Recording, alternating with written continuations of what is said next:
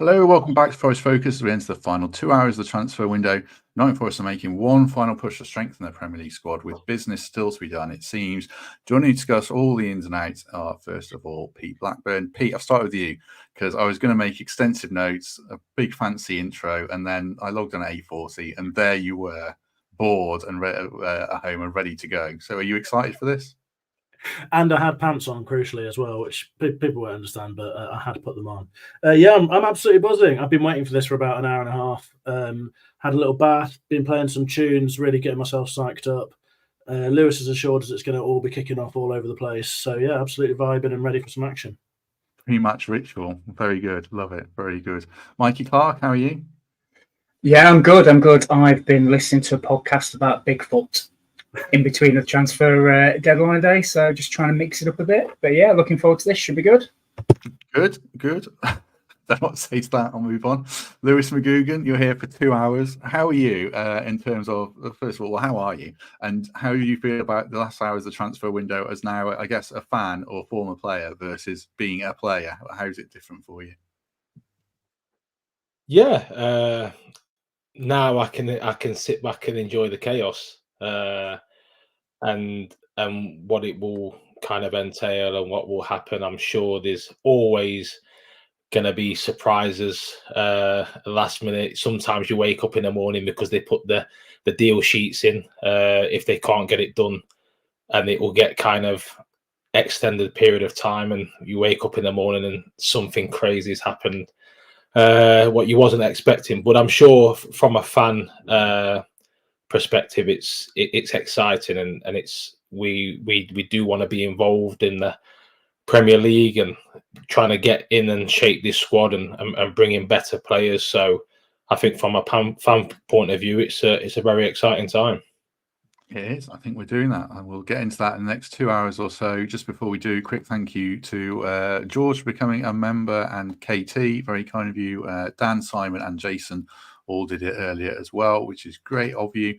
I'll kick off just before we get into some specifics, just a roundup of the day so far. Most recent update is Rob Dorset on Sky Sports tweeting that Morato, the Benfica defender, soon to be Forest defender, and James Ward-Prowse have arrived at the City ground, completed their medicals, so they're doing all the, the lights are on, the social media stuff's being done. They're both joining. Morato for about 15 million, James Ward-Prowse on a season-long loan. So that's happening. There was some drama around Anthony Elanga earlier, potentially going to Newcastle, but that looks to have died down quickly. Equally, we're linked with Ernest Nuama very, very briefly. It looks like he's going to either Fulham or Everton, another winger, exciting young player. Matt Turner to Palace on loan, hasn't happened, might do. Probably a lot of people with fingers crossed to benefit Matt and might benefit the club to move him on. Josh Bowler has gone to Preston on season-long loan, but he's out of contract at the end of the season. So I guess I can say we've seen the last of him. We haven't seen the first of him, really, because he never played a senior game for us. But wish him well. So that's the crux of it, I guess. I should say before we start properly, I just did a phone in for an hour and didn't mention that we have a live show coming up, Absolute Master Salesman. So it's next Thursday with Lewis is on the panel. Mikey is on the panel. Pete's not on the panel, but I think he'd love to be. And Temps is there as well. So do join us for that next Thursday, 7 p.m. At the NAV, obviously. Tickets are £6, but £1 goes to charity from every ticket. Right, Pete, kick us off. How are you feeling about the day in general? The last few hours, it looks like we're going to get at least 2 more players in. Very good is the answer, because I'm viewing it not as the day, but as the whole transfer window. Incredibly positive about the work we've done over the summer, and increasingly positive that it looks like we're not doing anything mad in the sort of final hours. So hopefully that remains the case. I don't know if there's going to be any sort of further surprises, good or bad, but things seem relatively calm at the moment. Making a couple of additions that hopefully add a little bit of quality to the squad. But to be honest, just delighted that it looks like we're going to have held on to all of those key players from last season and the players that are currently in the squad, and just an opportunity to build on what we have. And I'm delighted to be able to watch some of those lads play again for the rest of the season, all being well. So personally, very, very happy about how the summer's gone, and happy we're not seeing any madness so far today. Ward-Prowse was the earliest one, Lewis, that looked like it was going to happen. We discussed it earlier in the week, and I think the sentiment was we'd be keen if it was on loan. If it was a big long contract, it was a bit more of a concern. It is going to be a loan deal. What do you make of that from, as the player, Ward-Prowse, and what he brings to Forest and where he fits in the team, I guess? Yeah, like you said, we spoke about it briefly in the week, and I think a lot of, especially in the last 2 weeks, a lot of the focus, rightly so, has been on bringing in that striker. And I think that we was never probably talking about Ward-Prowse as a player, but it was just at this point in time we want to kind of make sure our attention is drawn to try and bring in a striker. I also think the figures, firstly, what was talking about that player, bringing him in on a permanent deal with a transfer fee and the wages at his age probably wasn't the ideal. And you look at it now, and I think on loan, I think what he brings is a Premiership midfielder that has played a number of years. He's played for England. His set piece delivery is up there with the best in the world, really, in my opinion. And I also think as well, sometimes when his set piece delivery is that good, sometimes you just look at it and think that's all he offers. I think he's a very, very good player, technically very good, and I'm sure that he will add massive boost to the football club, to the team, but especially that midfield department. And I think we've always spoke about in each categories, can we go to that next level, and little bit by bit. And I think this signing, yes, on loan, I think it is that next level of player. When it was broke this morning, Mikey, non-Forest fans in WhatsApp chats I'm in, a few of them were like, "Oh, that's a good signing. That's really good business. That will make you a better team, etc., etc." I put a bit of stock in that because we mates who watch football, obviously. What do you make of it in general? Ward-Prowse coming in. I really like James Ward-Prowse. I've always liked him. If I'm honest, I think he's a lovely little player. In that team that went down, Southampton team, he obviously stood out there, got his move to West Ham. And what he offers is just a mix of, as Lewis said, incredible set-piece delivery, his experience. What is he, 29, 30? So he's pretty up there in the prime of his career, knows the league, understands it, gets it, can settle in straight away. And I just think he offers that. There'll be games during the season where we just need that cool head in central midfield, and he's been there and he's done it, and he's been in dogfights, and he's also been in teams that are pushing at the top end of the league as well. So I think it is a brilliant deal for Forest. I'm really enthused with what we've done, as Pete said. I know it's a bit mad and everybody goes over the top with the last day. There's the dominoes fall at the end, don't they? Everybody goes crazy. But I do concur with what Pete says. You just have to look at it as a whole from when the window opens until now. And I think we said it off air, didn't we, Matt? If you look at the business that we've done, it's quite sensational, some of it, if I'm honest, if we go through each player. And I think James Ward-Prowse is a brilliant signing.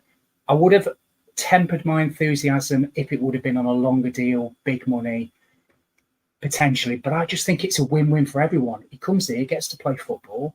As I said, he's very experienced, knows what he's doing, can hit the ground running.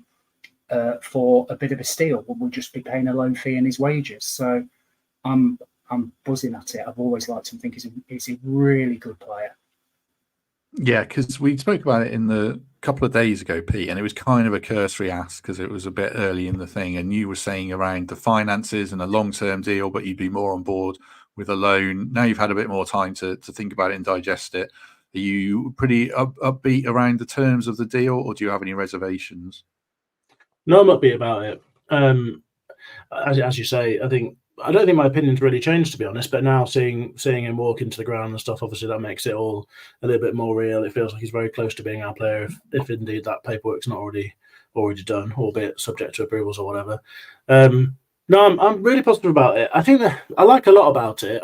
One of the things I really like is he's obviously he has great character references. I don't think there's anyone who would say that he doesn't seem like a very decent bloke and a great person to have around the dressing room. I think he's a leader. He has been from a very young age. An incredibly well-spoken chap who speaks brilliantly in media interviews, and whenever you come across him, he just seems like a really interesting guy. If you've watched videos of him talking through his set piece technique and that sort of thing, I'd find him really engaging, and strikes me as someone who's going to be great to have around the changing room. And obviously that's, without speaking about his qualities on the pitch, which are many. Look, the only things I had against him are the things that Lewis had mentioned earlier. He's a player sort of coming into the later years of his career, probably going to be looking sometime soon for that sort of last big deal at this level, I guess.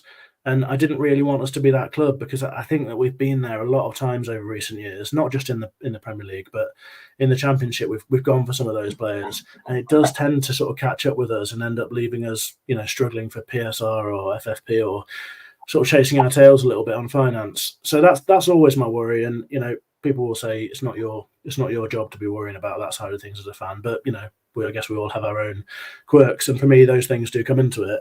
But look, I think he's a really good footballer. The set piece thing is obviously massive. I think it doesn't look like we're going to be able to get a striker today, and he's someone who can bring us a handful of goals and assists when he's playing, and that could make a big difference to us. Those could be the numbers that push us up a couple of places in the table. So I'm excited about it. Good guy, good footballer, someone who.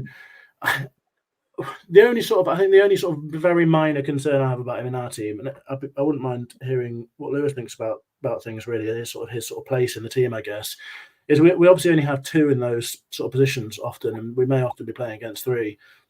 And I wonder whether what we really need is sort of very athletic, dynamic types in those positions to be able to keep up when we're often sort of one-on-one and stuff. So I don't know, but it looks to me like he's still performing at a really good level. His stats from last season are all strong. And as I said to Matt before the stream started, like realistically, we're one injury away in central midfield from things looking a little bit iffy. So we may well really count on him as the season goes on. So I'm really positive about it. I think it's a good deal for Forest with the terms we've got. What do you think about that, Lewis? The balance of midfield with Ward-Prowse in it, with I guess Sangare, Elliot Anderson, Dominguez, and Ryan Yates in the mix. How does that work for you? Yeah, I think it's a good addition. I think if you look at kind of the group that we've got at the minute, I think the big thing if you on Wednesday evening with the game, I think you're seeing the difference with Anderson playing his passing range and he's on the ball, and I think you have to have that difference. We're in the best league in the world now, and I think we've got the players in terms of Sangare and Yates. He's more off the ball and can offer so much. But we need also that little bit of blend. And at times we have to start now kind of taking control of games. And when you need that, you need midfield players that can handle the ball and really comfortable taking the ball in different positions when the pressure's on. And I think with him coming in, with where he's been in his career and what he can offer, I think he's a brilliant addition to what is already a really good group of midfielders. A few other questions, Lewis, but someone's just WhatsApped me saying, what's the memorabilia behind Lewis? I don't think I've ever asked you that. Can you tell us what it is over your shoulder, the photo? That is a picture of my goal against Ipswich.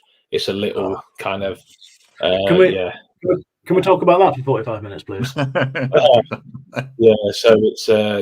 it's a little nice little framed, a couple of photos and a bit of a little kind of shrine to my goal against Ipswich. So it's my pride and joy, that's for sure.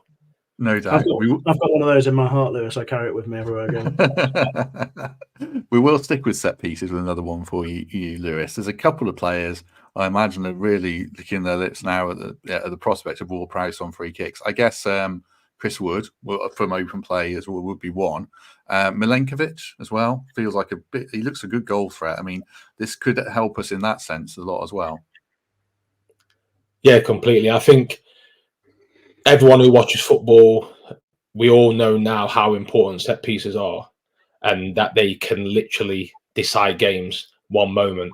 And now, along with the set piece delivery in the corners, but you now have a player that can score, and you look to him to score from dead ball situations in and around the box. And I think certain times in certain games when it's quite, there's not really a lot going on. It's hard to split the teams. It's moments, and now you have a person that can deliver in their moments, and it might take one set piece in the 80th minute, but he has that quality now. And I think that as a fan base, as a club, when he is playing, if we now get free kicks in and around the box, there's now a better anticipation among the fans of that. We've got a real chance of now scoring goals from free kicks, direct free kicks, and it's a massive part of football. And unfortunately, I don't think we've quite had that.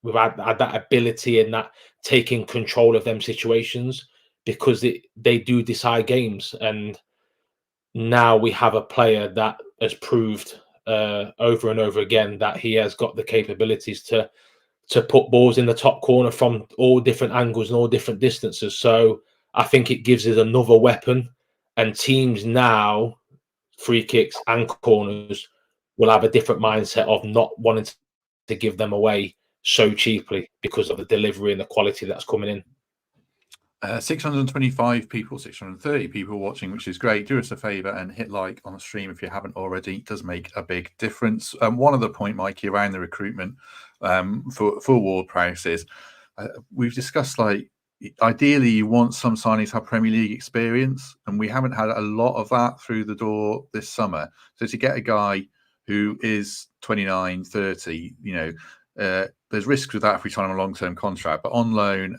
with his Premier League experience, I would hope that adds something to the side in terms of a little bit of nous, those guys who've been there and done it for 10 years, obviously got England caps as well. Of course, yeah, you've hit the nail on the head. So I went to West Ham away last year, as you may remember. When we went 2-1 up, I said to my friend, we just need that bit of calmness now. When you look on the pitch, and there wasn't many people playing for Forest at that time that had that experience, was there, that could steady the ship. And if you remember what happened then, it was James Ward-Prowse that created their equaliser and their winner. And now we've got him. So going back to your point, Matt, I think he's going to be a great addition. And there will be times, as Lewis said, where we just need something to crack open a game, a delivery, a through ball, a bit of experience.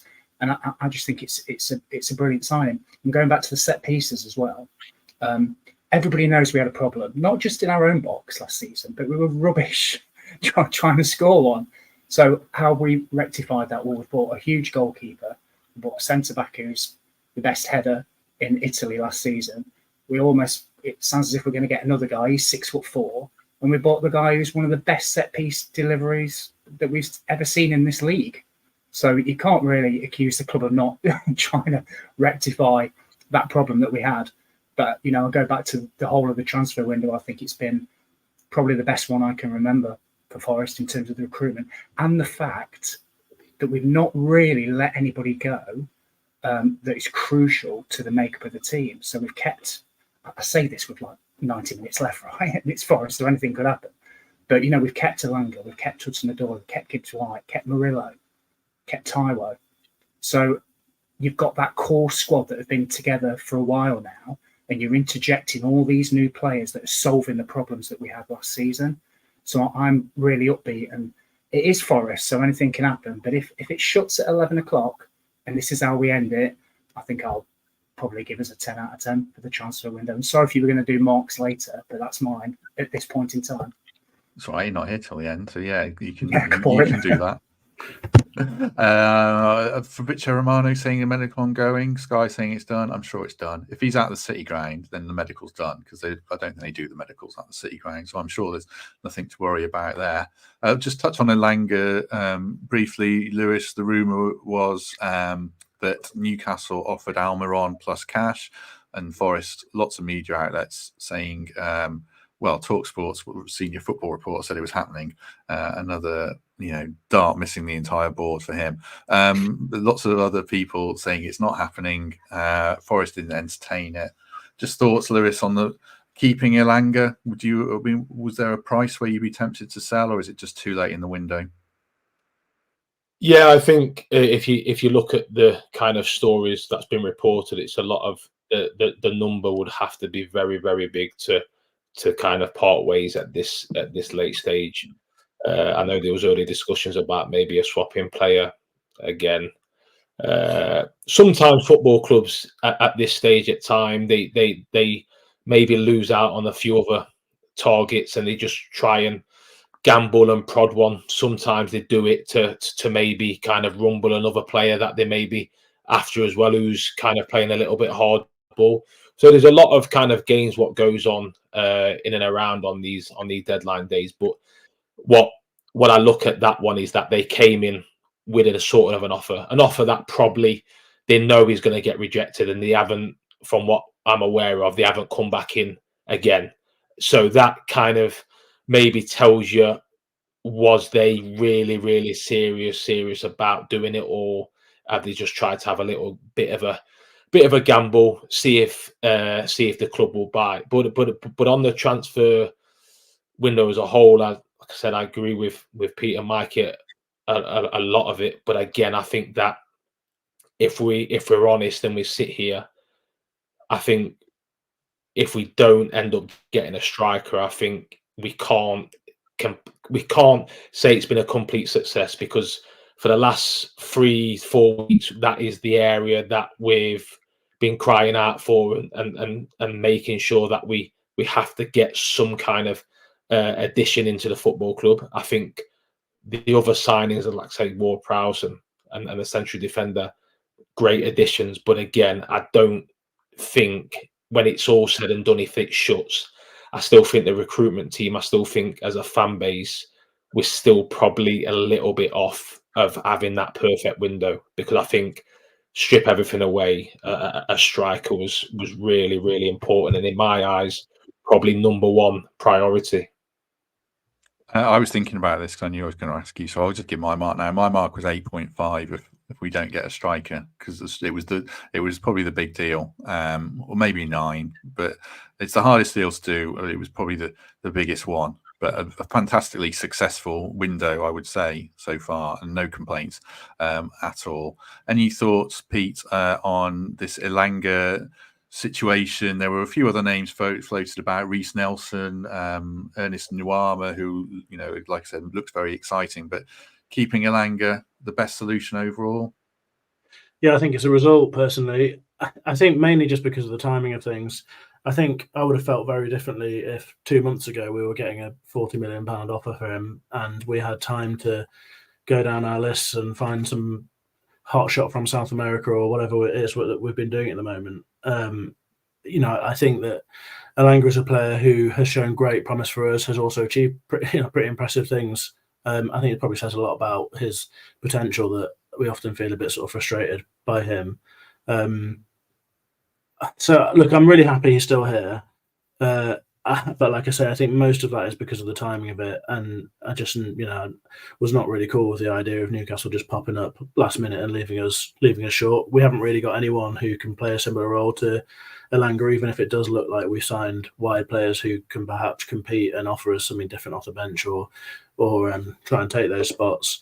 So, yeah, very pleased about it. I suspect it's something we're going to end up coming back to, perhaps in January or next summer, because it's a sort of a whisper that's been around for a while, and it doesn't look like it's going away. I think it's a really interesting one. I mean, there's clearly a bit of briefing knocking around that may make its way into tomorrow's papers, I guess, about Forest rejecting a club record sale bid for him. I don't know whether that is including reporters valuing Almiron at £25 million or something, and they're doing a bit of tasty maths, or whether that's a line from the club to get things out and ahead, or what's going on there. But look, I think it's a good statement from the club to be rejecting that, unless they know that they can do some good business to replace it. And it's just all part of what makes me so positive about it. I think I was expecting at least one, possibly two of our sort of relatively key first 11 to be gone this summer, and I thought it was going to be really difficult to replace them and then to go again. And it's hard when you're building from a sort of foundation of change all the time, and we're not doing that. And I feel incredibly positive about it. And just to add on the striker stuff, like I can be pretty critical of the football club, as people like to tell me on Twitter, but I don't think we can be on this front, to be honest. As I see it, they've made that area a priority, but they've lived the values that I want them to by going out there, trying very hard to get players that they think can improve us, and then ultimately, not being able to convince them to sign the deal in the end or whatever, or them choosing another club, but then hopefully not going elsewhere and just spending £30 million on somebody who's half as good and perhaps ends up not really improving us and just giving us a body that gives us a problem to deal with another 12 months or whatever. So I'm going to praise them for the way they've gone about it. I hope they don't make me eat those words at some point tonight and we end up with Chuba Akpom in for £35 million. But you never know.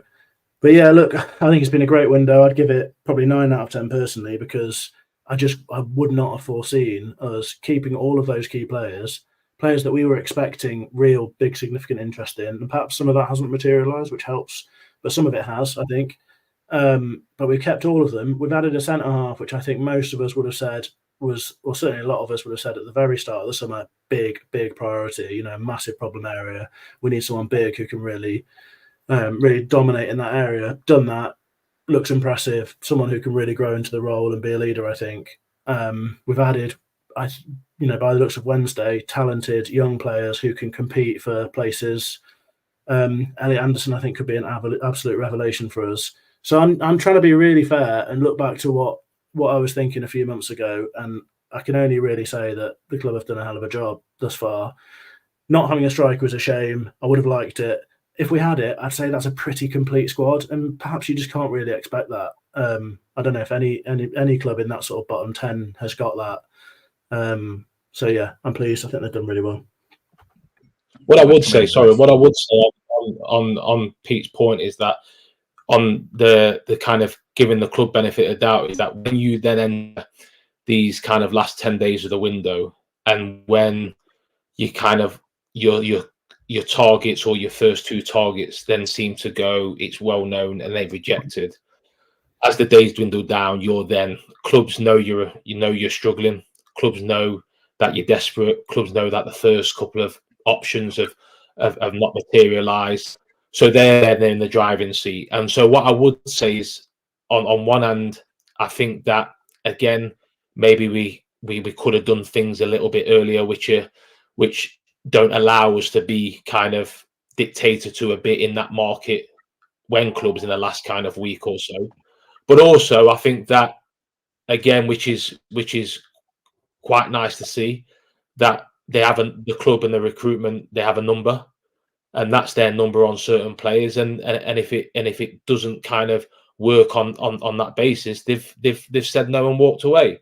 Which again, I think from a whole, that is still nice to hear, because you're not getting that sporadic spending where you're probably overspending and getting caught in something you didn't really want to do. So it's, like I say, it's a double-edged sword. I think maybe we shouldn't have waited to get to this point where it's really late in the window. But again, also on the other side, we've been in that transfer market. We've offered what they felt is the value for players, and if that is not accepted or that number is not right, then we've decided to walk away. A couple of the transfers that are going through. We'll thank you update with Premier League ones. Ivan Toney going to Saudi Arabia by the look of it. Raheem Sterling looks like he might be going to Arsenal. Reece Nelson to Ipswich, which is really interesting. We were saying before we started recording, lots like about Ipswich's business. No one seems to be saying they're spending too much money, like they said with us in the media. But I do like what they're doing. I'll come to Mikey in one sec. But Lewis, we don't know what happened with Jimenez. But from the outside looking in, did we flirt with him a bit too long and should have moved on earlier? Yeah, I guess we aren't privy to kind of what was happening in the negotiations for the club to go back 3 times. Obviously, they're getting information that they feel that a deal can be done. I did text you in the week, Matt, and I mentioned something about footballers. This is very. We are a bit delicate at times, and sometimes when you're in transfer windows, all clubs have lists, but sometimes players, if they feel like they're not first choice, they'll kind of it'll put them out of thing. And when the urge of going to get Nketiah, and it was just Nketiah, and then that didn't happen, and it was come back to Jimenez. Sometimes players can be like, I'm not going to be second choice. And yes, as fickle and stupid as it sounds, that sometimes does happen. So I'm not saying this happened at that time, but again, the club must have got information to keep going back with bids, and unfortunately they haven't been able to get it done. I don't know if that's down to the player or down to the club or even down to the agent. There's a lot of these things what can happen, but yeah, sometimes players like to feel the number one and feel wanted, and if it's not the case, sometimes they can dig their heels in. Do us a favour, hit like and subscribe. 760 people, 700 watching. You're all in for a treat right now. We've got a live we've got a live reporter at the ground. Fathers, you'll be on at 10 p.m, but you live near the ground. You've gone down there. What's happening? Give us live reporting update. Yeah, I thought, evening everyone, I thought it'd be quite cool to, I've always wanted to do this ever since I've been watching, since Sky started doing these things. So yeah, this is quite cool, isn't it? So here we are live from the City Ground. You can see behind me, there is action going on, or I think you can see behind me there's action going on. I think we're sort of hoping that that Romano's going to drive around the corner in a minute, or I am anyway. But yeah, there's definitely stuff going on. Ross Wilson's here. There's Rob Dorsett's here. The Sky studio is sort of set up. So yeah, and I think Mr. Marinakis might be due down very shortly as well. So yeah, Where's your studio? Where's your studio? my studio. Yeah, unfortunately, I don't have any lights either. I'm actually using the City Ground lights that allow people to drive in when it's dark. But yeah, there's a car coming now. I'm going to have to move actually. But it's not a blacked out one. It's just a little Corsa. Get us an exclusive, Fathers. Come on. You know what? I'd love to get you an exclusive. There are the third kit's out. It's in the store if anybody wants one. I think that's about as exclusive as it gets for me right now. Who was in the Corsa? I demand to know who was in the Corsa. I don't know. They're looking at me a bit weird at the moment, but it doesn't look like a new player. I can show you the Corsa if you want. There you go. There's a Corsa behind. There's a white Corsa behind me there. But this is the best view, isn't it? This is the best view. It was a little bit like going back in time for me, walking down Pavilion Road. I don't think I've actually, since I left the club, I don't think I've walked back down Pavilion Road because I go in the Trent end now. So yeah, it was quite nice to come past the shop and into the main gate. But I used to be allowed a little bit further than this. Oh my God! Anything you want to add, Fathers, before we let you go? Sensational live reporting. You sure there's no player in that Corsa? No new signing. No, the Corsa's gone. Matt. The Corsa's gone. There you go. Look. I think he was just eyeing up a pint in the boot room, to be fair. But yeah, there's like I say, there's definitely something going on. I think there's senior members of the club staff behind me, so hopefully there'll be another name before the end of the window. But you guys are doing a fantastic job. Just thought this might be a little bit of fun, so I'll leave you to it and let you crack on. Keep up the good work, gents. Well, we'll see you at 10. Yeah, so you can join. You will see me at 10. Can I just finish with this? Simon Fotheringham, news at 10, the City Ground. Thank you. Perfect. Absolutely perfect. Wow. Absolutely on the scene reporting. I think we should call an end to this now, Matt. It's not going to get any better than that. We're not going to top that. We're not going to top that. We did have a proper football question, and I can't remember what it was. Oh, Mikey, are we putting?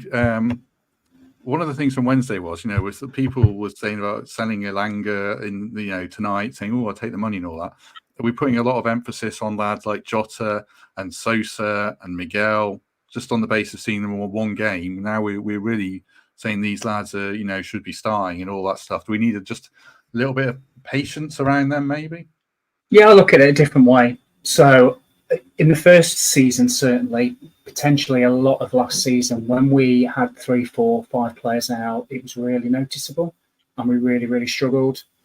We changed. We should have changed all 11 if Yatesy wasn't ill, but we basically put our reserve side out and gave a team that was in the Champions League, and they played a lot of their first teamers, a bloody good game on Wednesday, and we were very unlucky. It was penalty kicks that decided it. So it gives me confidence that if we do have 2, 3, 4 drop out, there's players waiting in the wings to come in that can do a really, really good job.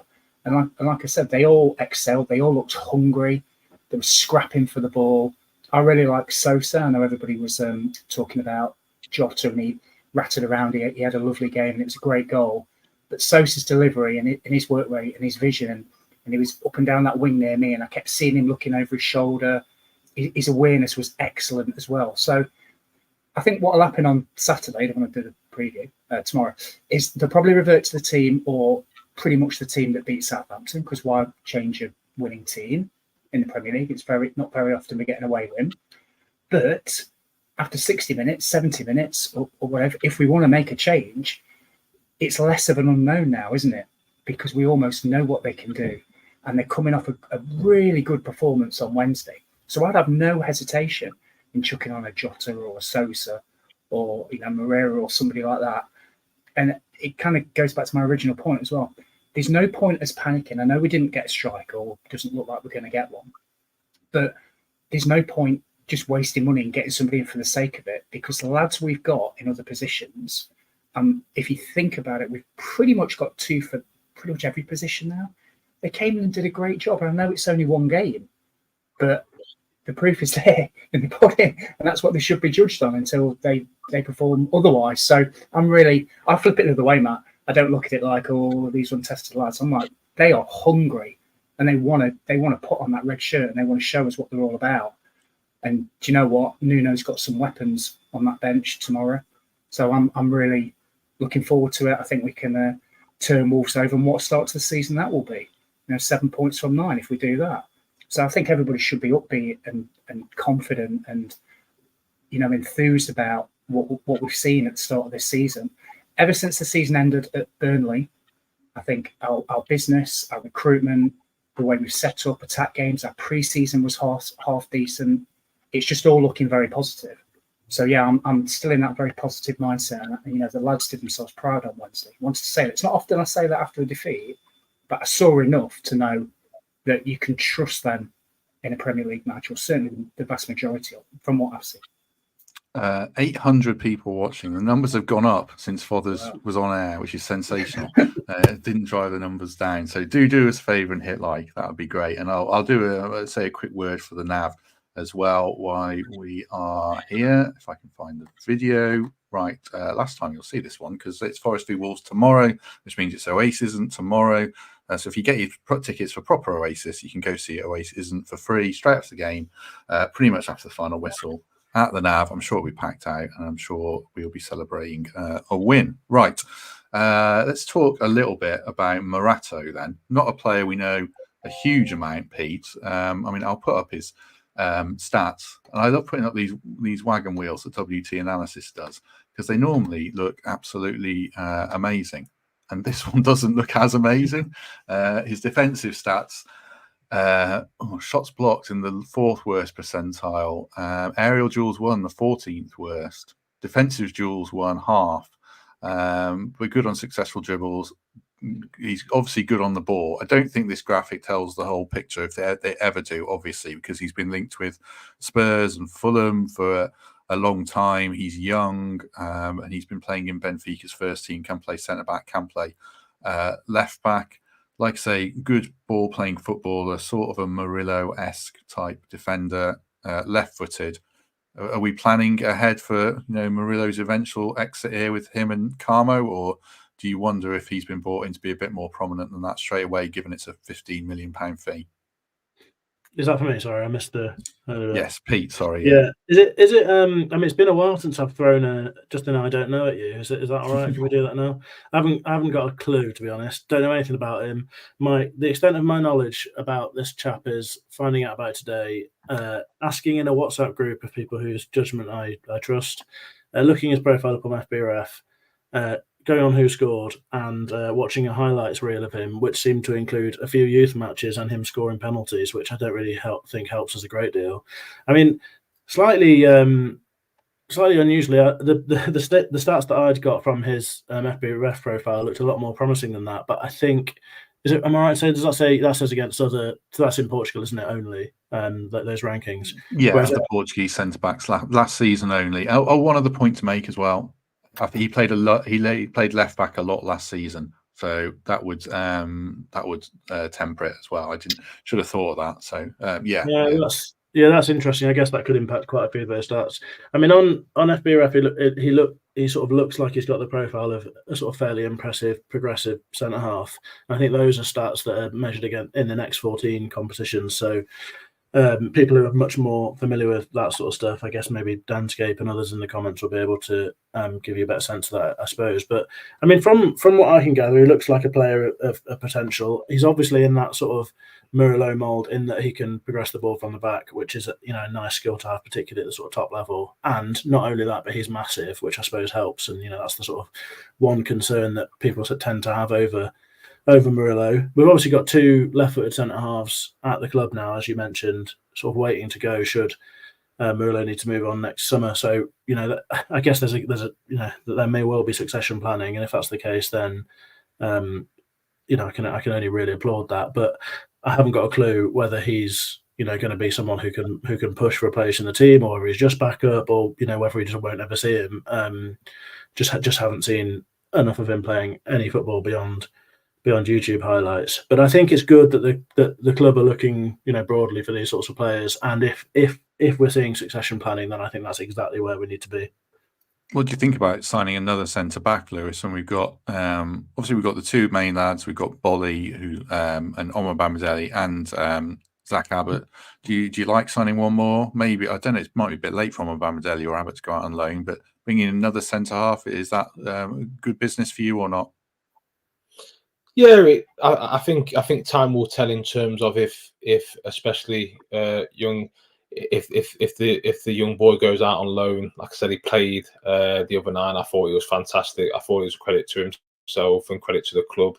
But again, that's that little taste now he's got. But in terms of maybe his next bit now, he needs to go and play a consecutive run of games and get that real men's football experience. So that could possibly be late. He could possibly leave and get that loan move. I look at it again, like Pete, don't really know much about him, but if you're looking at the characteristics, I think that maybe with him looking to play a lot of games left back, but his size, he may be an addition to when Nuno likes to go through at the back. I think it's very important sometimes when you go through at the back to have a left-sided player at the left side of the back three. I think sometimes it's a thing that a lot of people don't really look at, but to have that balance. I know we've got Murillo, but it also gives you that other option to have a player that is left-sided. When you play a back three, a lot of the times the two wide centre-halves, they find themselves a lot of the time in full-back positions. And a lot of the time out-and-out centre-halves don't really like to get in them outside positions. So sometimes when you play with a player that is comfortable in the left-back, them sometimes positions when they get dragged out, they're comfortable in them areas. So that could be something that they're looking at long-term. Again, another left-sided defender.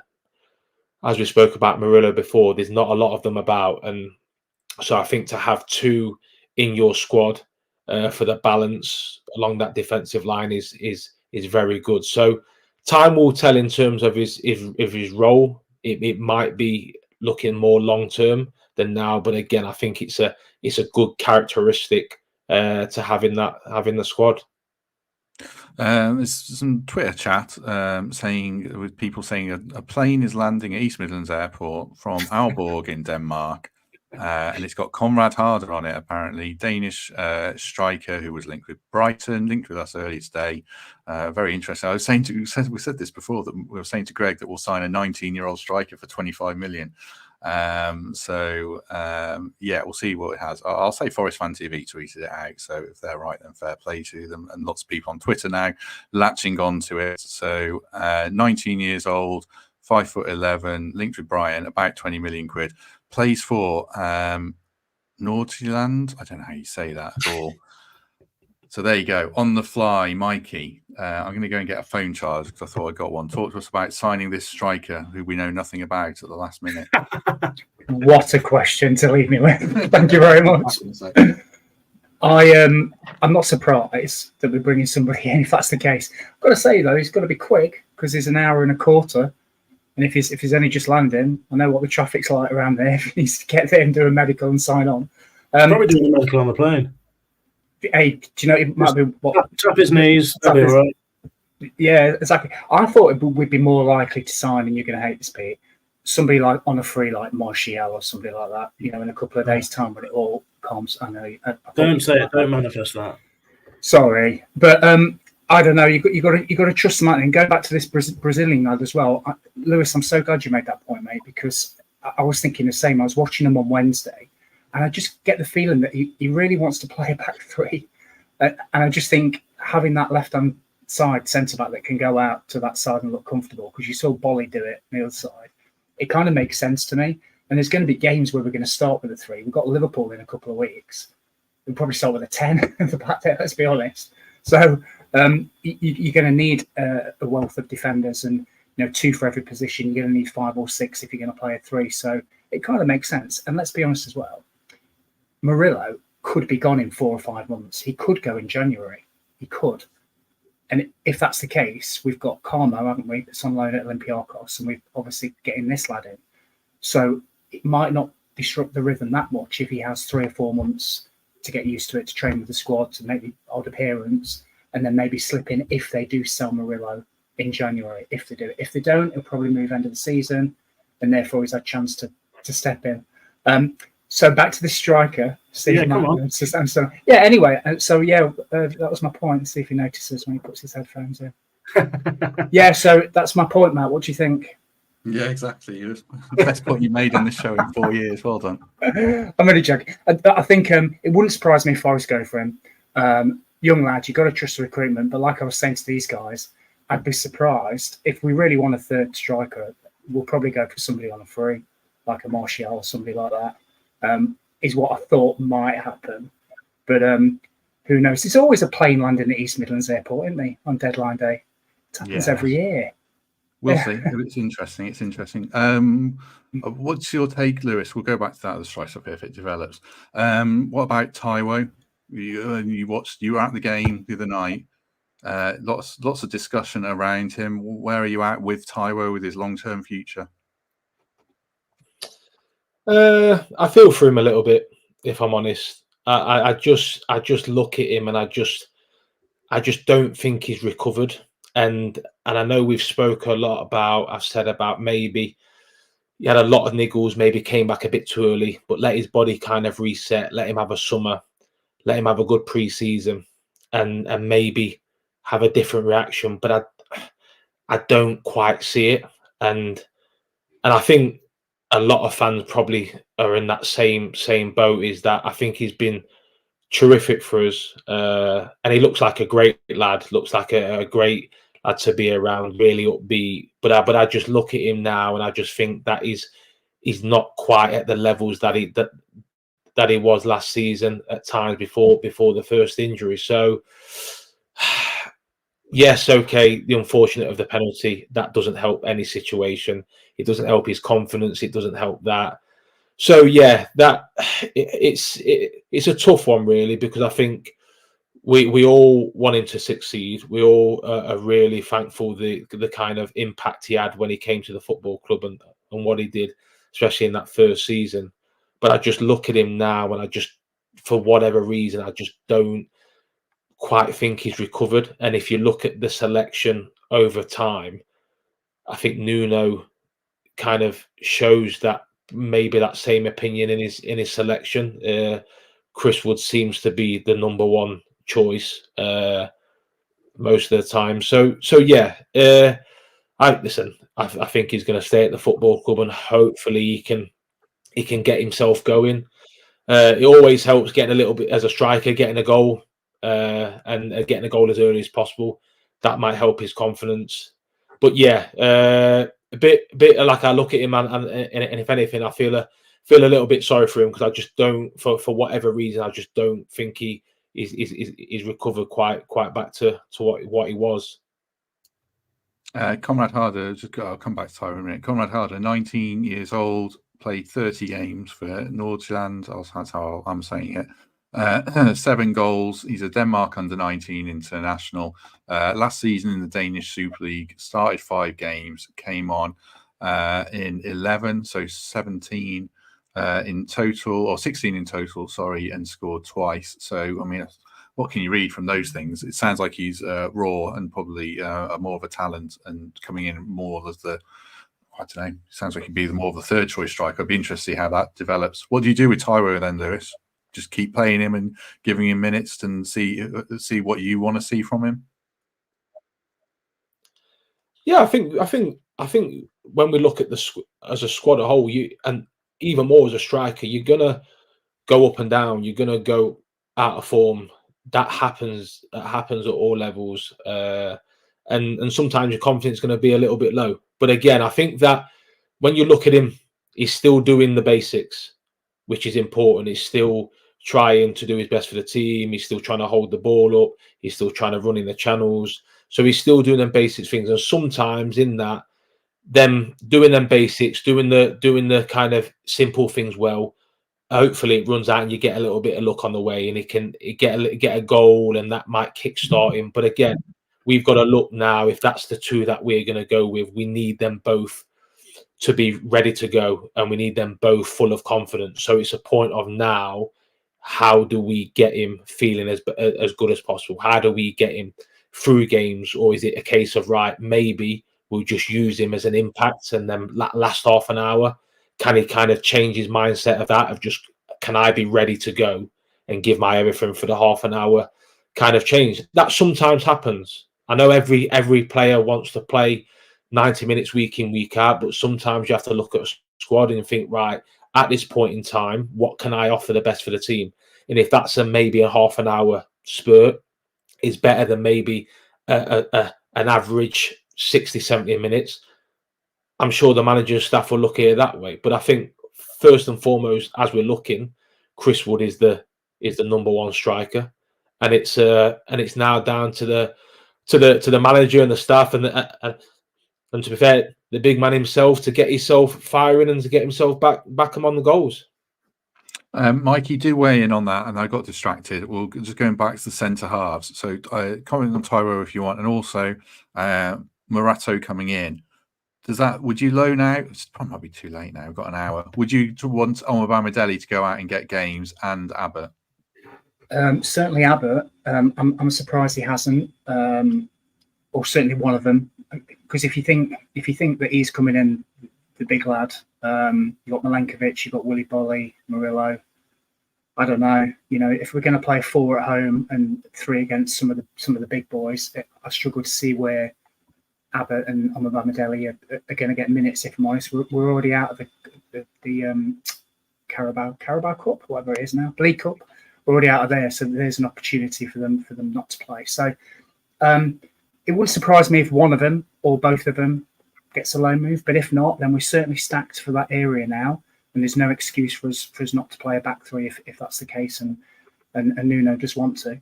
I think just going back to Taiwo quickly, I agree with Lewis. I feel for him a little bit because he was magnificent for us in that first season. And second season was a little bit stop-start for him, but a fully fit and firing Taiwo is a bloody handful. Like he bullies defenders. There's not many strikers that can do that, even in this league. Now I went away to Chelsea and he destroyed their centre backs. We didn't have much possession up front, but when he did, they looked scared. And when he's on fire, he's an absolute handful. And I think the only way to try and get him back is exactly what Lewis said: show a bit of faith in him. It looks like we're going to go just with 2 strikers, so he's going to play a big part. And even if he does just be a 30-minute man for the next couple of weeks, month or so, until he really gets back in that rhythm, then so be it. But he's a pivotal member of the squad. The rumours about Chelsea being in for him not so long ago, I'm certainly led to believe were true, as I think everybody else were. So, mind you, that doesn't say anything. They try and buy everybody. But I think they recognise certainly what he can give on the football pitch. And we just need to support him. We just need to get him back. Don't worry about that penalty miss. That can happen to anyone. I saw enough in that first 50, 60 minutes. He was giving Dan Burn a bit of a nightmare, and then he faded. And to be honest, he probably should have been subbed. But I think Anderson got an issue, didn't he? So they had to change the plan. But as Lewis said, he's a key integral member. He'll play a part tomorrow, and we've just all got to get behind him because when he's on it, there's not many that can live with him. Jamie McDonnell, Forest youngster, has joined Colchester United on loan till the end of the season. And I should mention Dale Taylor went to Wigan yesterday and signed a new contract in the process there. I assume this might be right because I saw earlier about Jadon Sancho to Chelsea as well. Insane. Good player. I'm just the volume of signings. It is just mental. I think they were a bit short in those areas. They don't have enough wingers, do they? They probably need a couple more actually. Yeah. But well, Sterling to Arsenal. Yeah. Clock's ticking on you boys. Sorry, Pete and Mikey. Pete, what about Jota Silva? Because you spoke about Tyro very well at length the other day. Jota Silva as a number 9, potentially filling in, reading in around that a little bit more. I think it might be his second best role behind as a right winger. Is it a reasonable stopgap for you if needed? It was hard to answer that question because I suspect that none of us and probably nobody on the chats have ever seen him play a game in that position. I mean, look, there's a lot to like about his game. We spoke about him the other day after the Newcastle game. You know, he's obviously an absolute terrier. He battled from the very first minute, and I think I said it was great to see him sort of walk onto a stage where you could give someone a break for being a little bit sort of overawed by the moment. Someone who's come from a sort of a smaller stage, relatively speaking, and walked into a sort of fairly big occasion, two Premier League clubs playing on the big stage. He didn't look remotely overawed by that, did he? It was. I guess some of the promising things were it doesn't look like he's going to get bullied by anyone. He won a couple of maybe 2 or 3 very good aerial duels, I thought, where he was probably not the favourite to win those. I think I mentioned last time he absolutely put Bruno Guimaraes on his arse, which I think was just lovely to see. Obviously an incredible footballer and someone sort of known for some of those dark arts as well. So I guess some of those things would probably transfer to him, giving you a real bit of scrap and energy up top. Whether or not he can be a sort of a genuinely effective option in that position, I don't know. And it'd be a massive ask of a lad. I think if we were struggling for tomorrow and suddenly Wood and Taiwo were incapable of starting that game, I don't think he'd be the one to push into that role right now. I think you'd have to look at either Alanga or Gibbs White playing there in sort of variously modified roles for now and working Jota into the team. So look, it's obviously not ideal. All of us would like a third striker who can make a real impact. But, we'd like to have 2 players for every position who can make a massive impact and 3 up front and 3 in goal or whatever. But realistically, you can't have all of those things if you want to be a Premier League team that balances budgets and doesn't get caught by PSR and all that sort of stuff. So it's not easy. But he certainly gave us hope that he can do it. That's all I can really say about it. Just one last word on Taiwo. There's a couple of comments saying that we shouldn't be sentimental, and I think that's absolute nonsense. Being sentimental is a massive part of a football fan, but it's also not sentimental to remember what Taiwo has done at this football club in the last 2 seasons. It's really not a long time ago. The start of last season, he was looking like an absolute machine. That isn't forever ago. And for somebody who suggested that being sentimental about Taiwo is the same as being sentimental about Danny Fox, that is absolutely mad. Fabrizio Romano reporting that Ernest Nuama, who we've mentioned a couple of times, has agreed to join Fulham from Lyon. Jadon Sancho to Chelsea, here we go. Loan deal with an obligation to buy. He's already said yes, so he'll then sign an 8-year contract before they agree to sign his firstborn son on a 10-year contract or something along those lines. But Jadon Sancho to Chelsea. Right, here he is, Rob Dorsett's substitute for the night. Pothers, are you there? Pothers. Oh, it was much better when he was at the City Ground. I can't hear you. There's some. I'm having issues now. It all worked perfectly. Right, From the get back to the City Ground. Can't hear Get your coat back on, pal. Oh dear.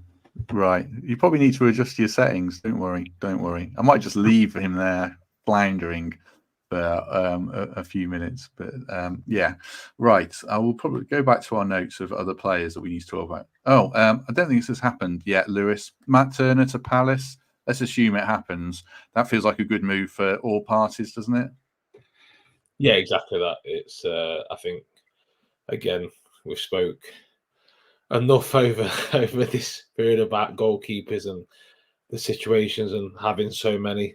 But again, I think for all parties, I think it's the right thing to do. Also, for him going to Crystal Palace, he's still going to be a number 2 behind Dean Henderson. So yeah, but I suppose it's better than probably being a number 3 here and having kind of no chance of any kind of football. So good luck to him.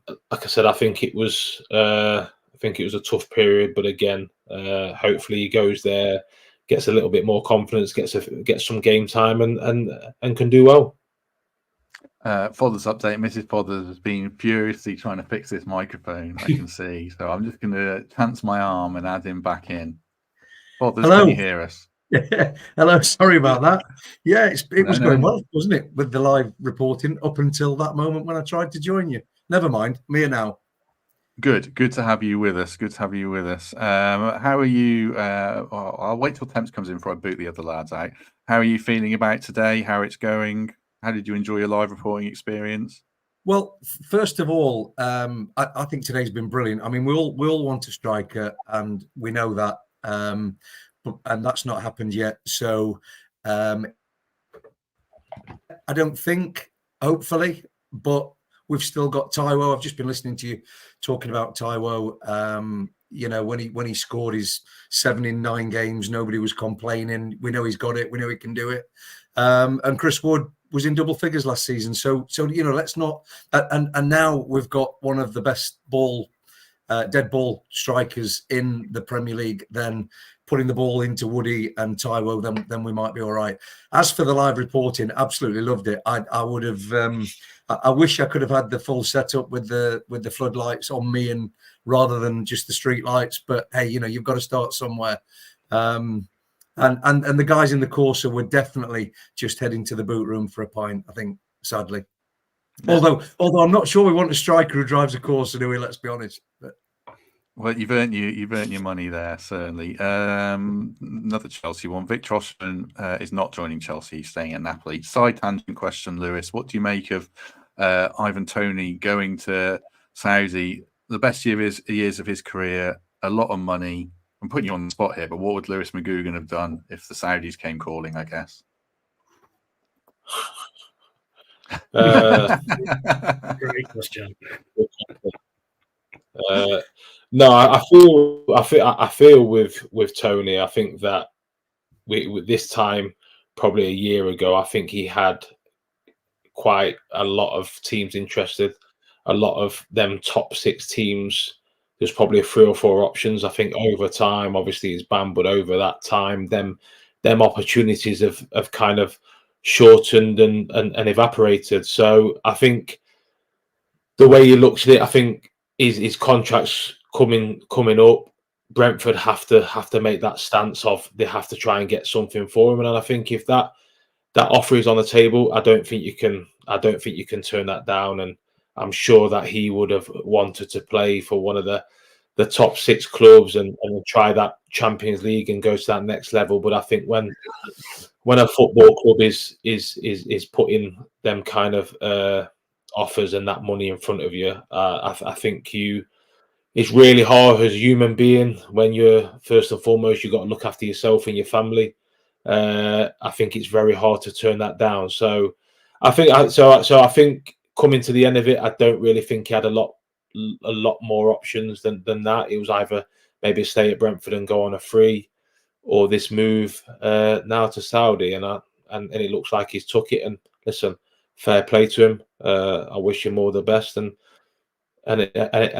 he's got to take the money and take the offer while it's there, because it will soon be gone. We reached a bit of a quiet lull with Forest, I think. So we'll just talk about Morgan and England. Ollie in the comments saying that Elliot Anderson might be in the under-21 squad, which is great as well. Until Temps joins, you chat. So do you want to stay with us, or do you want to dash, Mikey or Pete? Happy to, yeah, stay. Yeah. Let's stay till Temps joins us, if he is joining us. Mikey, Morgan in the England squad. Are you surprised? Obviously delighted, that goes saying, but any surprise at all that Morgan got the nod? No, because of who it is that was selecting. I think very close to him, appreciates what he's done at other levels of the game, working his way up. He spoke glowingly about him, didn't he, Carsley, in his press conference, and the other lad he's picked, Angel Gomez as well. I'm just really pleased because, Morgan works so hard for Forest. He's pivotal for what we do.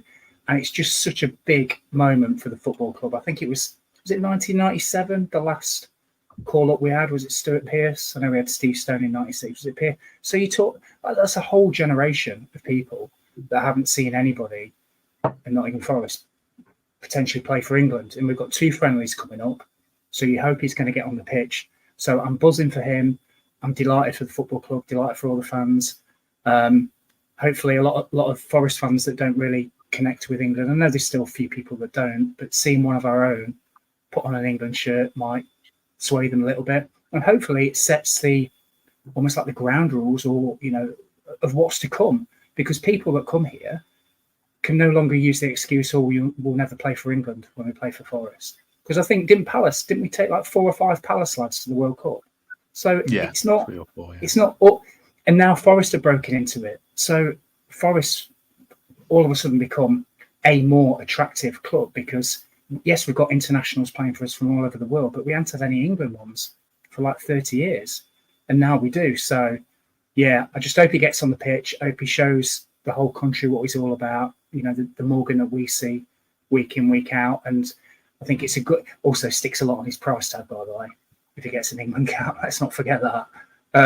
But I think it's just another brilliant thing that's happened to us in the last couple of months. So, yeah, well done, Morgan, and good on Forest. Good stuff. Right, let's add temps in, see how small these pictures can get. Are you muted because your phone's wrong, or have you muted yourself? Just good discipline, mate. Just these live production environments. Now you pride yourself in us all being as sharp as we can be. Good. You're a good man. We'll say goodbye to Mikey and Pete, so Fothers and Temps get their say in with Lewis. Pete Blackburn, thank you very much. Thanks for having me. Absolute pleasure. Enjoyed that. Can you just all make sure that nothing mental happens for the next hour, please? I really cannot guarantee that. Sorry. That's a big ask. It's on your watch, pal. But I'll do my best. Mikey, thank you very much. Yeah, it's been a pleasure. Thank you for everybody. I've really enjoyed the comments as well. Some good chat on there, and see you all next week, hopefully at the live show. Yes, hopefully so. Right, Pete Blackburn, thank you. Pete's gone. Mikey, thank you very much. And I'll do another plug for the live show tickets. Next Thursday, 7 p.m, get your live show tickets. Link is in the description, and I'll drop it in the live chat. Actually, I probably won't because I'll be messing about with the internet too much then. Get your tickets to the live show. Thank you very much. Right, Temps, any thoughts on Morgan, England, what it does for him as a player before we get back to transfer stuff? Just think the continuity with Lee Carsley counts for a lot, doesn't it? Because he's seen Morgan in the age group. I think they're priding themselves on the system, and the fact that he's played in every single age group short of the senior team carries weight. I think that's the reason why Lee Carsley's got that job. He's wanted to make his imprint on it. He's obviously seen something in Morgan which makes him want the credit for giving him the call-up. I'm really interested to see actually how he performs with that level of player around him. Still far from a foregone conclusion he'll pick up that cap, but he'll only benefit from having such quality around him. Intrigued to see how he goes. Start the season extremely well. And Mikey made that point there, 1997, since Forest had players called up. Was there a time when Cooper, Stone and Collymore were in the same squad a few years before that? Feels like progress. Look at the side that we could put out today compared to the side that we could put out 3 years ago. It's getting back towards the quality that we last saw in the 90s. And I think it's a sign of the times of both where we are as a football club and where Morgan's game's at right now. You're quite echoey. I know you're in a very big palatial villa. I don't know if it's the room you're in or not. You might need to. Have you got headphones, or you might need to move rooms? I don't know if that's possible. Yeah, mate. Give me 2 minutes. I'll try and find some headphones, and failing that, I'll find a smaller spot. A smaller spot. What a man! What a man! Right. Just quickly, I'll finish up on Morgan. He's your favourite player, Fothers, possibly of the last 20 years. So give us some words on him. He is, absolutely. I wax lyrical on him after the 2 games that I've done, that I've reported on for you, Matt, on here. When we signed him, I thought it was too much money for somebody who really was unproven at the level we were going to.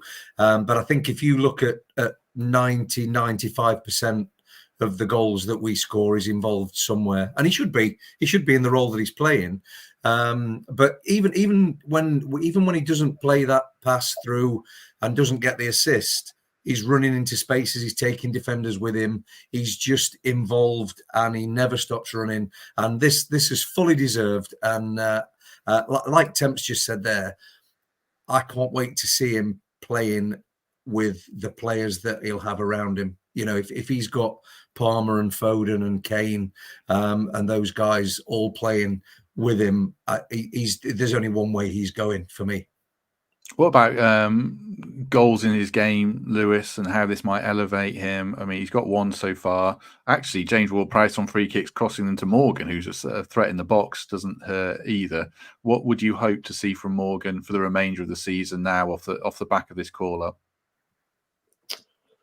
I've said it numerous times. I think that he brings so much to the team. I think he's got fantastic quality. I think he's one of the main players, if not the main driving attacking force in this team. But again, I think he will also know, and hopefully this will help now to get into that next bracket. Now we're talking now is in England, to get in that bracket of the attacking players in the league, of the likes of Foden, Palmer. Even look at, I know he's not in the squad, but you look at Maddison, stuff like that. I think he has to look to get double figures, and I think that as was said about the position he's in, he needs to start looking at that now. I think if he adds goals to the point where it's minimum double figures and on, I think then we can start talking about getting into that next level, that top level. But I think looking at it, the difference, I think that's the only little thing what probably you can still say and keep on him is that, yes, okay, he's still involved in a lot of Forest goals and he's still involved in them, but his personal numbers, are they at that level of the top players in that position in that league? And I think that's where that's that little thing there he needs to kick on and improve. 825 people watching. Do us a favour, hit like if you haven't already. It makes a big difference. Temps has got headphones. He looks like he needs a wash bags. He looks like a Premier League footballer as well with those headphones. Let's hear you. How do you sound? Hopefully a little bit better, mate. How am I feeling now?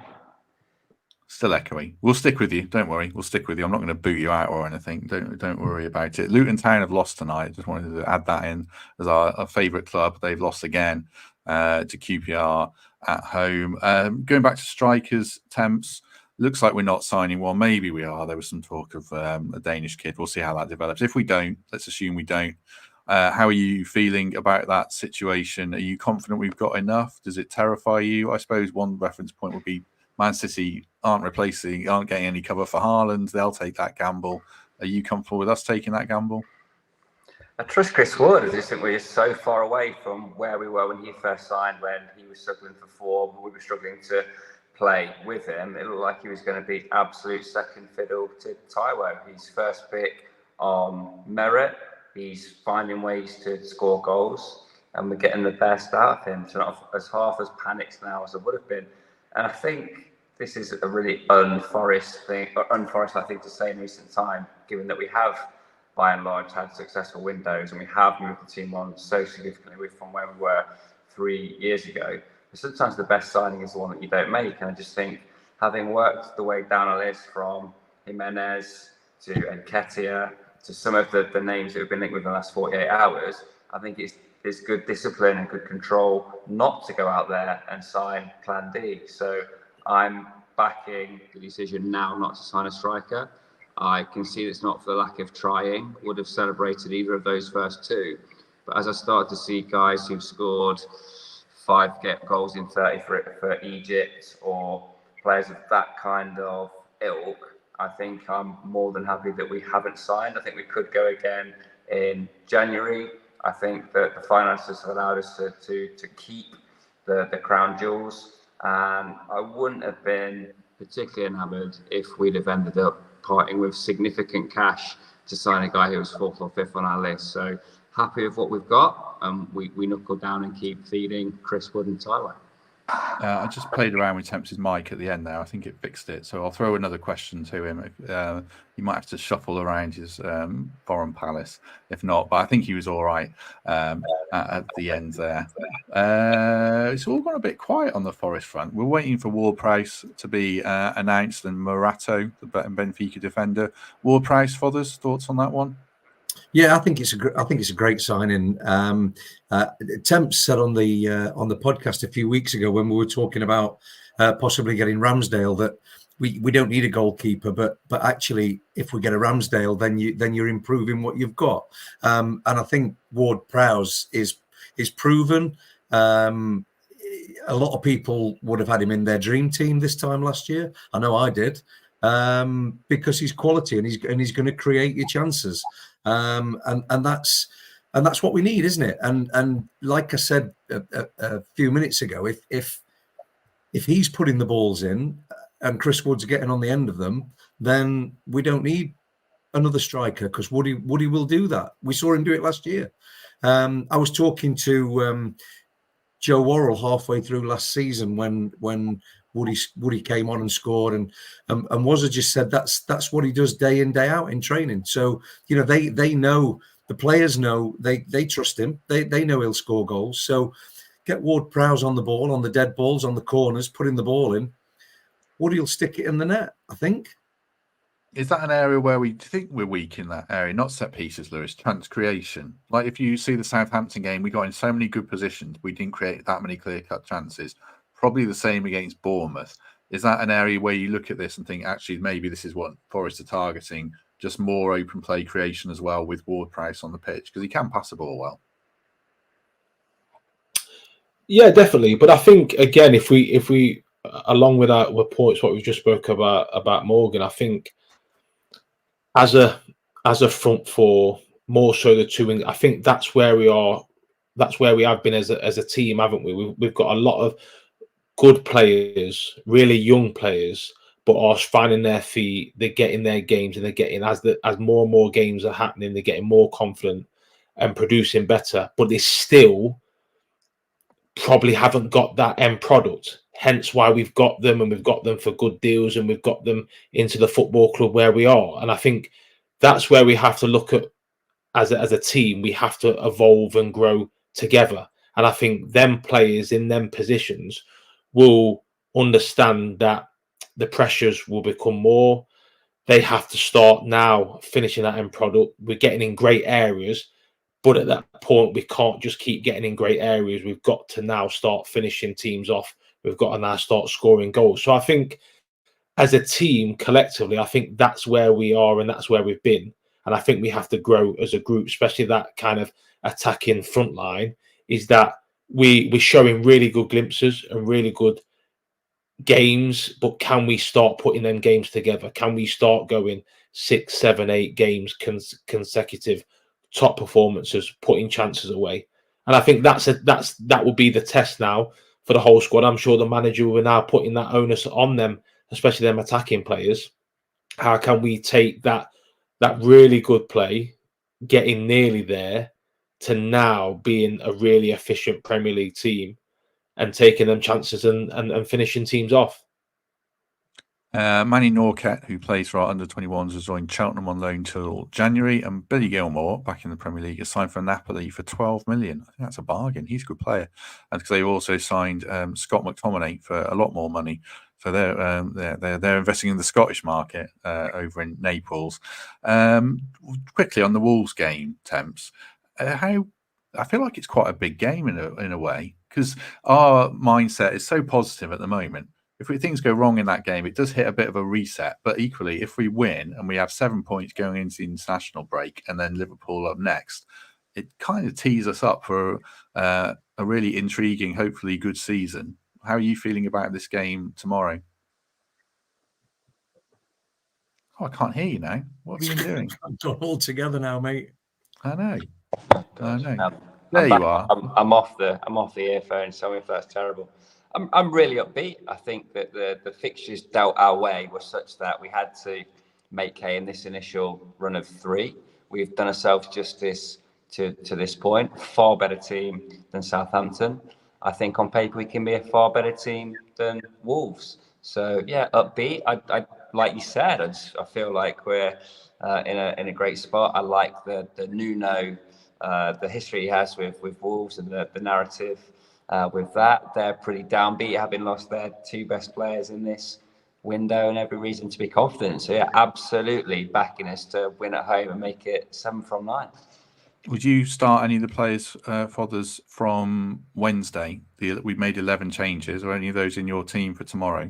I don't think I'd start any of them. I think what we saw on Wednesday night was the fact that if anybody gets injured or anybody needs to come off for any reason, then we've got backup in pretty much every position, haven't we? And that's something that we've not had. So I wouldn't start any of them. I was impressed with a lot. Thought Alex Moreno in particular looked like he just stepped into it straight away, didn't he? And I said after the game on Wednesday night as well, you know, don't underestimate how strong that Newcastle side were and how well all those guys played, considering that they hadn't played together before, pretty much. But no, I'd you know, we've just won 1-0 at Southampton. I'd stick with the team. I think you need to back what we've done so far, but I would expect him to make, if he needs to make changes maybe a little bit earlier than he perhaps would, because we've got the trust in the players that can come on now. Just on that as well, just on something that Temp said when he came on, in the nav tomorrow, I'm obviously doing the pre-match stuff, and one of the things that I'm doing tomorrow is on this day. And Temp's mentioned that 3 years ago we were nothing like the side we are now. 2 years ago tomorrow, and you'll see it on the big screen in the nav if you come in early enough, we lost 6-0 at Man City. And our starting 11 that night, and I'm going to leave this one with you, our starting 11 that afternoon for the 6-0 was Henderson, fair enough, in goal. A back 4 of Williams, Worrell, McKenna and Loddy. We had Kiyate, Freuler, O'Brien and Yates in midfield, and Morgan, Gibbs-White and Brennan Johnson up front. Tony, you tell me that today's not been a good day and that we're now not in a 100% better position than we were 2 years ago. Fothers, go back 3 years. Gay Bong's playing at left back, and Lyle Taylor's keeping Lewis McGugan out of the squad. Yeah, things have changed. Things have changed. That's a good point, Fothers. What do you think, Lewis, the mindset of Elanga, Hudson-Odoi, especially Nico, probably Nico more than the others, is now when they see proper, genuine competition in, putting your players' head back on? Do you welcome it? Do you get worried about it? Do you relish the challenge? How do they view it? This is what it is. You can't be in a Premier League squad and not expect people to challenge for a position. It can't be in any squad. And I think when you get that in a squad, it only brings the best out of everybody. You have to have it. You have to have that competition. You have to have people constantly on the ball because they know that people are chomping at the bit to get it. And I think, again, mirrored what a lot of the guys said tonight about Wednesday. I thought that you look at that team. I think the big thing when I look at it is that, yes, we've got competition. Yes, we've got players that did really well on Wednesday night when they came in. A lot of them will be playing off adrenaline as well, and that's where, again, Fothers had made the great point about tomorrow, is that we can't get carried away because it's their first game. A lot of them would have been playing first time under the lights. Adrenaline takes you through a lot of that, and then you have to kind of reset. So we've just got to buy the time in it. But I look at the players that are coming in, and I think the big thing, what we need to pick up on, is the character of players. I think if you look at them, they're all chomping at the bit. They're all looking like they love to be here. It's a pleasure to play here, to play in the Premier League for this football club. And I think when you have that in around the squad, you have people that are literally really thankful to be here. That breeds so much good kind of. It's really difficult because as you look around players and you see the likes of Jota and Sosa and all them, it's like these lads are coming here and it's like, what an opportunity. Sometimes it gives you that little bit of a lift of like, you know what, we've got to understand where we are. Sometimes it gives the players that have been there maybe 2-3 years like, hold on a minute, this is some club to be at. And it then lifts them. They need to go to that next level because they realise these players that are coming in of the right character, but also they're coming in thinking what an opportunity and to play for this football club in the Premier League. And I think that is also massive in terms of the recruitment. You can always bring players in, but can you bring the right type? Can you bring the right type that also makes the squad better on the pitch, but also makes that changing room better? And I think if you look at it Wednesday night, you look at the players that have come in, they're all coming in to prove a point, but they're all coming in thinking, this is a great opportunity for me, and I'm going to take it with both hands. And that, from the kind of players that are coming in and around the squad, it's only going to enhance the people that have already got the shirt. And I think all in all, it creates a completely better dynamic in that dressing room. And that dressing room is what is going to keep us through that season. When it gets down, when things go against us, because it always happens. In every season, you're going to go through that. But that group together will get us out of it. And I think the biggest thing you're looking at Wednesday is that, yes, really good individual performances, but it was more that look at the characters, look at the celebrations of the goal. These players want to be here. And I think if you create that dynamic through it all, you're halfway there.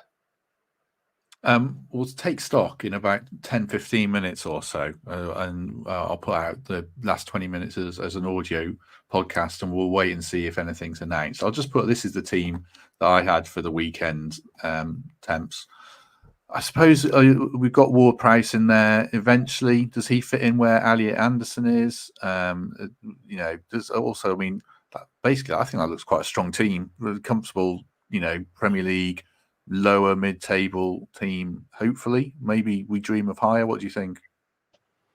Yeah, Ward-Prowse comes into that for me. I think he's the missing piece for several reasons, most notably the dead ball, but he's more than that as well. He's tidy on the ball in open play, makes progressive passes. We've probably all seen those stats of the categories in which he led West Ham last season, and he's not flavour of the month this time around. Great signing, Premier League ready. How often have we preached that? The need to get a guy in with experience at this level, and just the point that Lewis just made. Ryan Yates is the lightning rod for Forest fans, obviously, because he's one of us, come through the academy and everything else. I know Forest has got a good relationship with him. You could probably apply this to Morgan Gibbs-White as well. None of the boys in this squad are really aware or burdened by our recent history. None of this sort of got a defensive mindset of just wanting to survive in the Premier League. None of them are aware of what we've been through, if you like, of 21 years outside the top flight, and some of the players and selections that we've seen, results that we've endured during that period of time. There's not a player on that board that doesn't aspire to be mid-table Premier League and kicking on in the ideal world and beyond that. And that's the most exciting thing, really. That is a squad transformed. It's a squad transformed in 6 transfer windows, and there's more to come.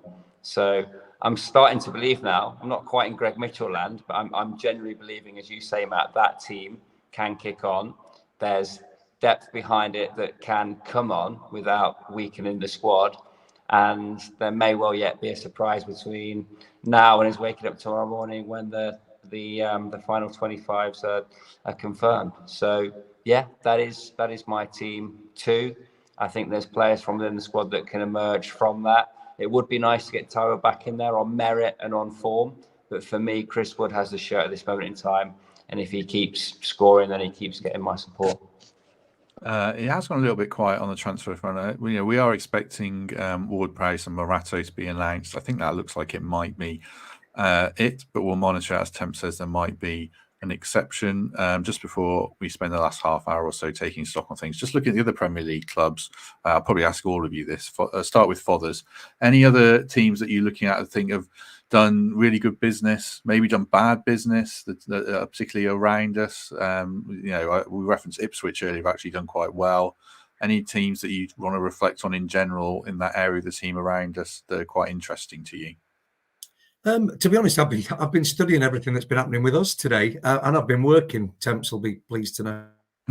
I'm not really had a look at other teams have done. Ipswich obviously have made a couple of really good signings. Southampton have spent a lot of money, haven't they? But I don't know. I don't think they're good enough. I think they've made some good signs. I think Ipswich have done well, but nothing to worry me too much. I don't think from the sides that I think will finish below us. Dare I say? What about you? But I must also say I'm not as I'm certainly not as giddy as Greg, and I'm probably not on the same level as what Temps has just said either. I think Wolves, they've been to Arsenal and they've played Chelsea. You know, it doesn't get much tougher than that. And I think they've been better than the results that they've been given, although they've conceded 8. So let's hope that's into double figures after tomorrow. Check out the people who are watching this haven't seen it. I spoke to Ryan Leicester from the Wolves Report to get his take, and he was quite bullish about Wolves, and he said the Chelsea game was born out of naivety. They were playing well, they were in the game, and they chased their way back into it, or tried to, and it blew up in their faces a bit. He doesn't think they're quite as bad, and he thinks they might change shape tomorrow to bring Craig Dawson back into the side and go to a 3, which sounds quite sensible to me. I think they played that a lot last season, so it'd probably be a closer game. And he was bullish on their attack as well, especially Cunha, who scored that good goal against us as well. So I'm certainly expecting a closer game. Just going back, Lewis, to the stuff around the other teams, I was thinking like Palace have kept Gahey, which I didn't think they would. On the flip side, like Newcastle have done pretty awful business, and they obviously haven't got Elanga, touch wood. What do you think about the teams, kind of not around us, Newcastle, but other Premier League teams that you looked at and think, yes, that's good, no, that's not good? Yeah, I think looking through them, obviously Ipswich stand out because obviously they've been very active. I think if you look at Wolves, I think Fothers is so right in the terms of I think they're going to be a big test tomorrow. I think that they're a good team. They've had Arsenal, they've had Chelsea. I think out the 3, I think possibly they're going to be. I probably see them probably a better test than Bournemouth, because I think Bournemouth are a very good team, and I think we caught them at a really good time in the terms of they lost Solanke. They had to kind of have a makeshift. So I think we caught them at a really good time, and they did, especially second half. They was on top and they caused us problems. So I think tomorrow will be a stronger test. I do think that we have more than enough to come through it. I look at Palace and I possibly think, I know they've looks like they're going to keep Gahey. I think they're weaker. That's just my opinion. I don't think they're as strong. Everton, yes, they've looked like they've brought a few players in, but I think that there's more wrong going on than the football team. I just think that's a club at the minute that's just in a bad place, and I think that there's outside noise what is affecting the pitch. So I think they will always struggle. And you look, yeah. So I think all in all, I think everyone's strengthened and tried to do their bit. Other clubs have been restricted. I think Newcastle are going to be really disappointed of their window. I don't kind of see where they are. You look at their team on Wednesday night, and pretty much that's probably their team that's going to go most games in the Premier League. So yeah, it's all up in the air. It's still 2 games in, and as we said, if you look at Wolves and the fixtures that they've had again, so it's not false, but they've had a tough start. So I think you've got to give it at least 10 games to kind of flatten out and have an understanding of where the team's being. The big thing about all squads and all managers is that I know we sit here and it's transfer window deadline day, and it's crazy. And as a fan, it's sometimes nice to watch. But from a football club, from a manager, and from a staff inside, they just want this to shut and calm down and reset. And okay, this is what I've got.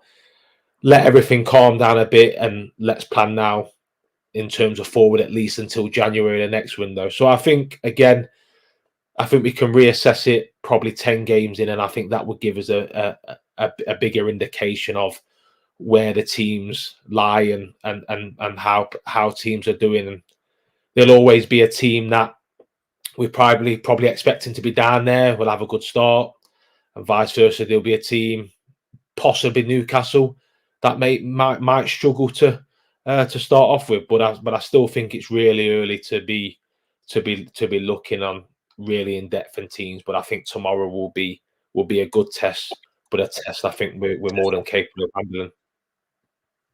Wolves have announced the signing of Andre, the Brazil midfielder. I can't see how he features against us, but that does seem good business. The Athletic also confirming Nuama to Fulham. Wilfred Zaha has joined Lyon on loan. The picture of him signing is sensational. He looks genuinely devastated to be there. If people check that out, I've just retweeted it actually. He does look pretty gutted. I'll ask Temps the same question around the Premier League clubs. One thing I wanted to ask you, Lewis, I forgot. Have you got any experience when you were playing around speculation around yourself making a move late in a window and the impact it had on you? We always forget about the family. You might have had to uproot yourself. What's that like for a player if it ever happened to you late in a summer or a winter window? Funny enough, the only time I've had a little bit was possibly coming back to Forest when I was at Sheffield Wednesday. It was the time when Gary Brazil was in charge, and in the end they took, if you can remember, Aaron Tishbola. So they went for that option instead. But yeah, that was close for me, and it was obviously tough as well because I thought I was coming back home. Do you know what I mean? And I thought I was coming back. So that one was a bit more because you hope that it can happen. At that point in my career, it was something that I was desperately wanting to happen, but sometimes that happens, and that's the only really thing. That's the only closest one that I had really in my career. But yeah, I've had teammates and people and stories that I've heard what have gone on, and it's a tough period because at this point in time everything's manic.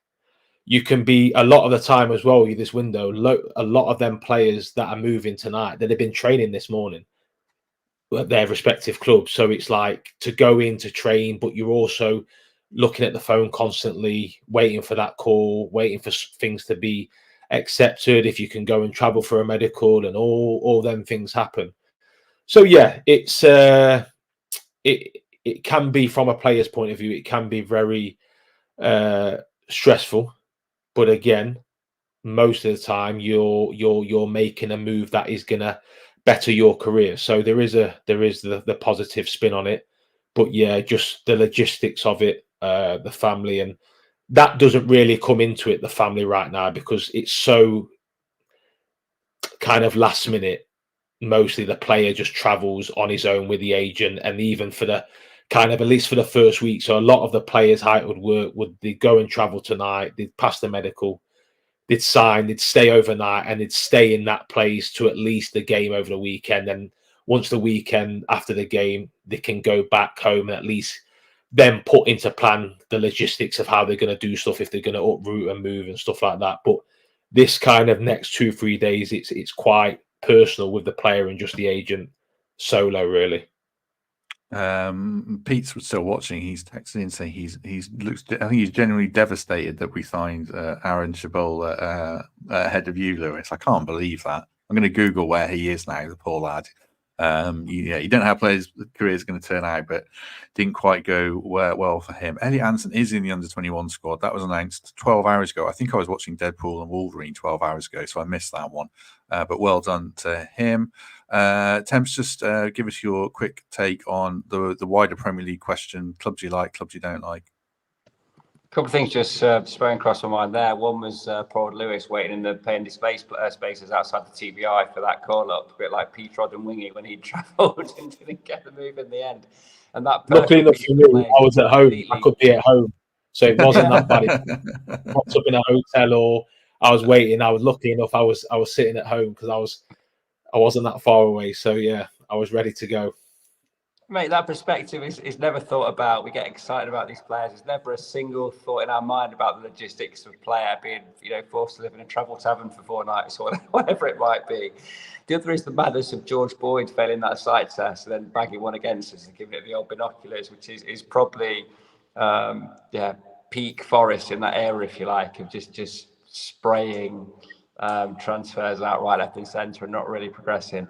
In terms of the makeup of the Premier League, I think we've got to find 6 teams to get past. It's the promotion 3 for me, plus Wolves, Everton and Crystal Palace. I agree with Lou, they're weakened. They've spent so much time fending off the interest in Gahey and convincing him to stay, largely because they'd already cashed in on Anderson, had some prize assets in midfield to keep hold of, and they've signed a relative unknown from Wolfsburg.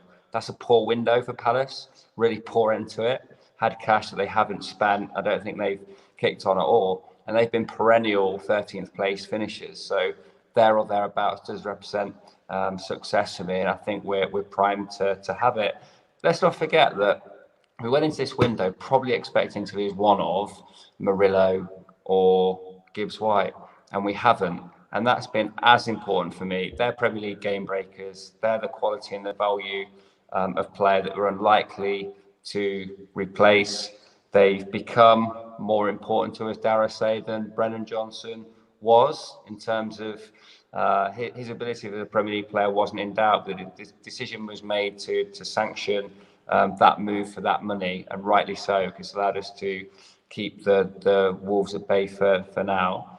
They'll be back for sure. There'll be people interested in those players, and I think they are likely, particularly Murillo, to move on at the end of the season. But I do generally believe now that this squad can challenge and be in that bracket 12th, 13th, 14th. And if we're rating our window, it's better than those 6 that I've mentioned. You might have to repeat some of that because we're going to do a little audio version that I'll tag into this, but we'll come back to that. Thanks very much to James Phillips for becoming a member an hour ago. I missed that, James. Sorry about that. And Mark Jackson as well. Very much appreciate that. Chats. One more for Lewis before I throw it back to Fothers. A couple of people asking for opinions on Oral Mangala to Everton. You were a fan of his. I went on an Everton podcast the other day and said, really good player. Don't know if he fits into a Dyche team. What do you think about that one, Lewis? Just before that, Nottingham Forest have tweeted. Oh, they put a little snippet, shall we get started then? Oh, nice. So it looks like something could be getting confirmed. Here we go. Live updates from Lewis McGugan and Fothers. Excellent. Oh, yeah. Shall we get started then? Question. Well, that'll be 2 signings, I think. Excellent. Right. Oh, love it. Love it. Oral Mangala, Lewis. What's your take on him to Everton? Yeah, a bit of a strange one, really. It's like we discussed him when he was leaving, and I think he's a really good player. I've always been a fan of him. Again, when he went to Lyon, it was a bit kind of right. It was more maybe it needed to be due for financial reasons more than actually needing to get him out of the squad. And yeah, he's gone there, and he seems to be back at Everton and back in the Premier League very quickly. So. Yeah, it's a bit of a strange one for him in terms of why it's probably not worked out over there. But again, I think he's a quality player, and he's somebody that I'm sure will help Everton. And we've seen him firsthand, and he's now coming back into a Premier League club, having had an experience of playing in the Premier League as well. So yeah, I'm sure they will be happy of getting a player like that to help them. But yeah, it's probably, a bit of a strange one, really. Okay. Forest's first one is Morato, who has been under the lights. Didn't see Fothers, but he's social media video confirming that one. So we'll wait on Ward-Prowse. Right, we'll take stock on the whole window in the last kind of 15-20 minutes or so. We wait for more confirmation. So Nottingham Forest have signed Morato. they're probably signing James Ward-Prowse on loan. It doesn't look like a striker is coming in. Josh Bowler has gone to Preston. Matt Turner's still here, but might go to Palace.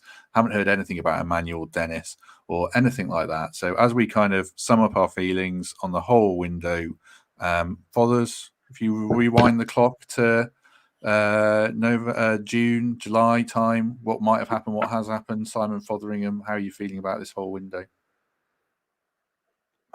I'm happy. I think it's good. We keep banging on about a striker, don't we? And I think like Temp said, it's time to move on. And we are so far ahead of where we were 12 months ago, where we were 24 months ago, and where we were when Lyle Taylor was nodding it in with crosses from Guy Tang Bong. So yeah, you've got to be positive, haven't you? And I just think that the strength in depth we've got now, there seems to have been a shift in this transfer window of quality over quantity, and I say that with what we got left, 14 minutes. So that could all change in the next 14 minutes.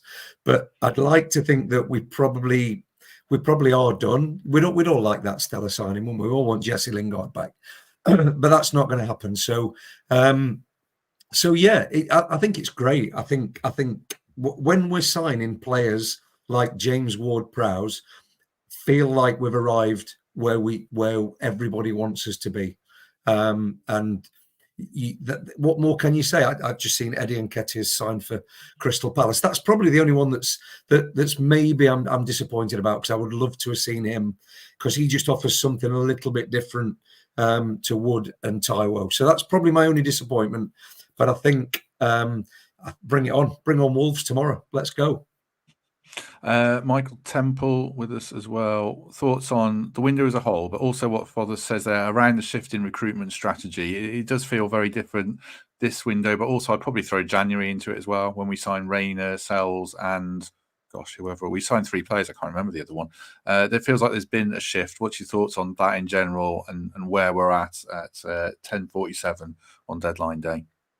Far more considered window, far more hits than misses last time out. Does paint that picture, doesn't it, of more considered recruitment and less of a need to take risks, and therefore more of the type of player that we know is going to improve the squad, willing to come in. I put James Ward-Prowse firmly in that bracket. I put Elliot Anderson firmly in that bracket. Matt Sells was a big impact too, but I'll say it again, the most important thing was retaining the spine of this team and having the type of continuity that allowed us to start the season with 11 players who'd previously represented the club. We couldn't have said that before. There were so many chops and changes. There was such, out of necessity, new players being blooded in that side. Hasn't been the case this year. Could have maintained our standing with that 11. We're kicking on with these signings that we've made. So I'm particularly grateful, and just hope that we see the best of Murillo and Gibbs-White this year, and they can help to kick us on to something like 10 to 12 more points than we had last season. That will represent progress. That'll be great for this club. That'll entice another tier of player to come in the future. And I hope in 3 years' time, we're reflecting on even further progress as we look to climb the Premier League. Really tough division, right? Sounds like such a ridiculous thing to say. But what we've learned from that breathless opener back at the City Ground 2 years ago, every game in between and where we are now, no one gives you everything. You have to scrap for absolutely every point that you earn. And I don't think there's anyone out there can tell me that we're not a better side now than we were at this point last year. 2 good windows, happy with where we're at, confident we're going to finish 14th or above.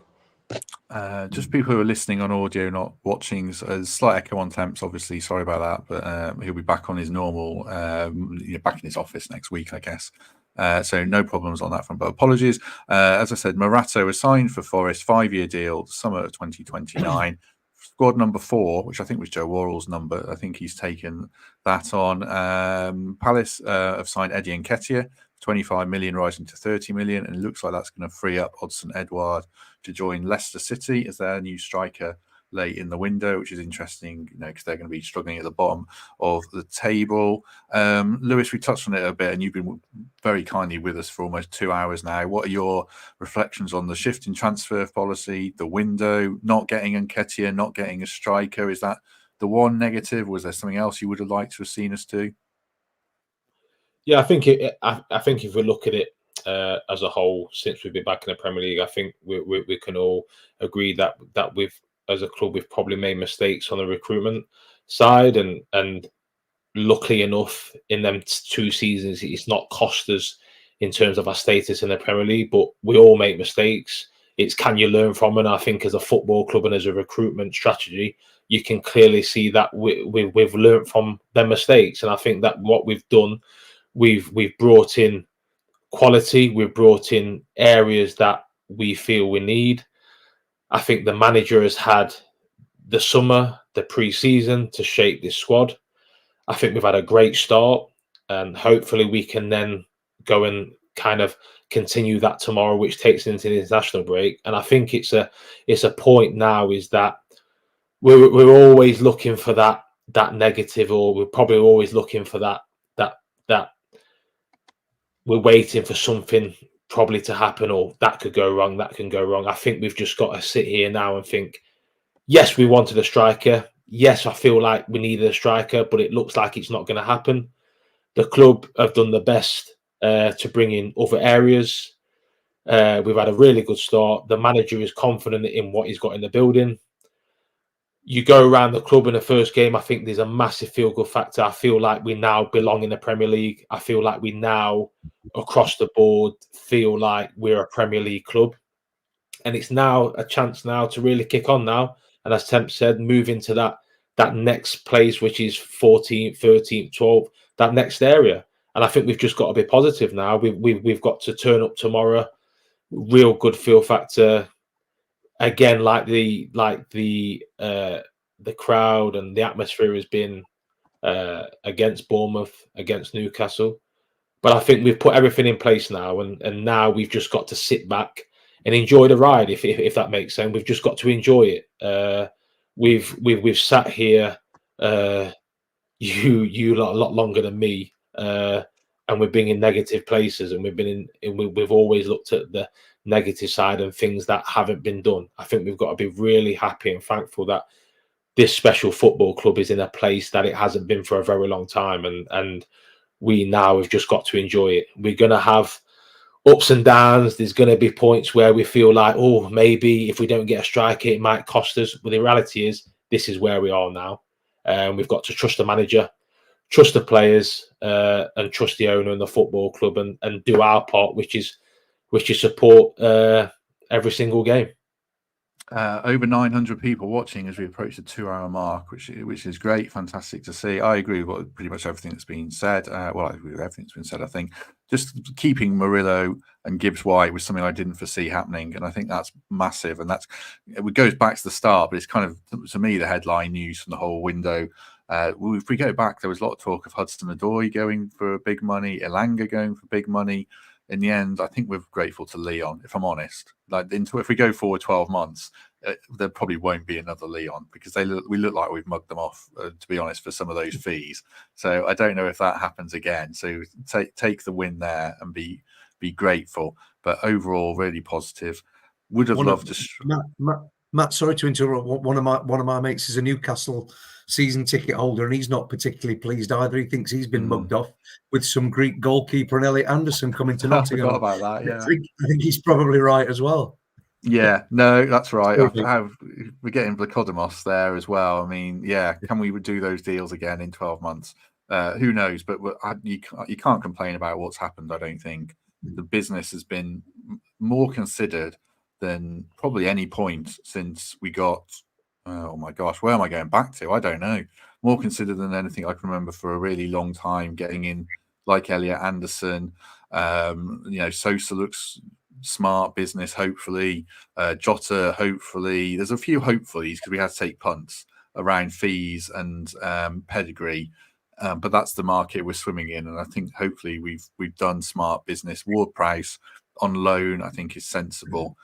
Would have been the silver lining to get a striker. It is a gamble not having one in. It would have been a gamble on probably whoever we signed, but hopefully Wood and Taiwo are enough. Like I said earlier, like a lot of clubs just go with 1 or 2 strikers. Obviously, I mentioned like Haaland's an extreme example at Man City, but they haven't replaced Alvarez. So they're going with one striker. Other clubs have two.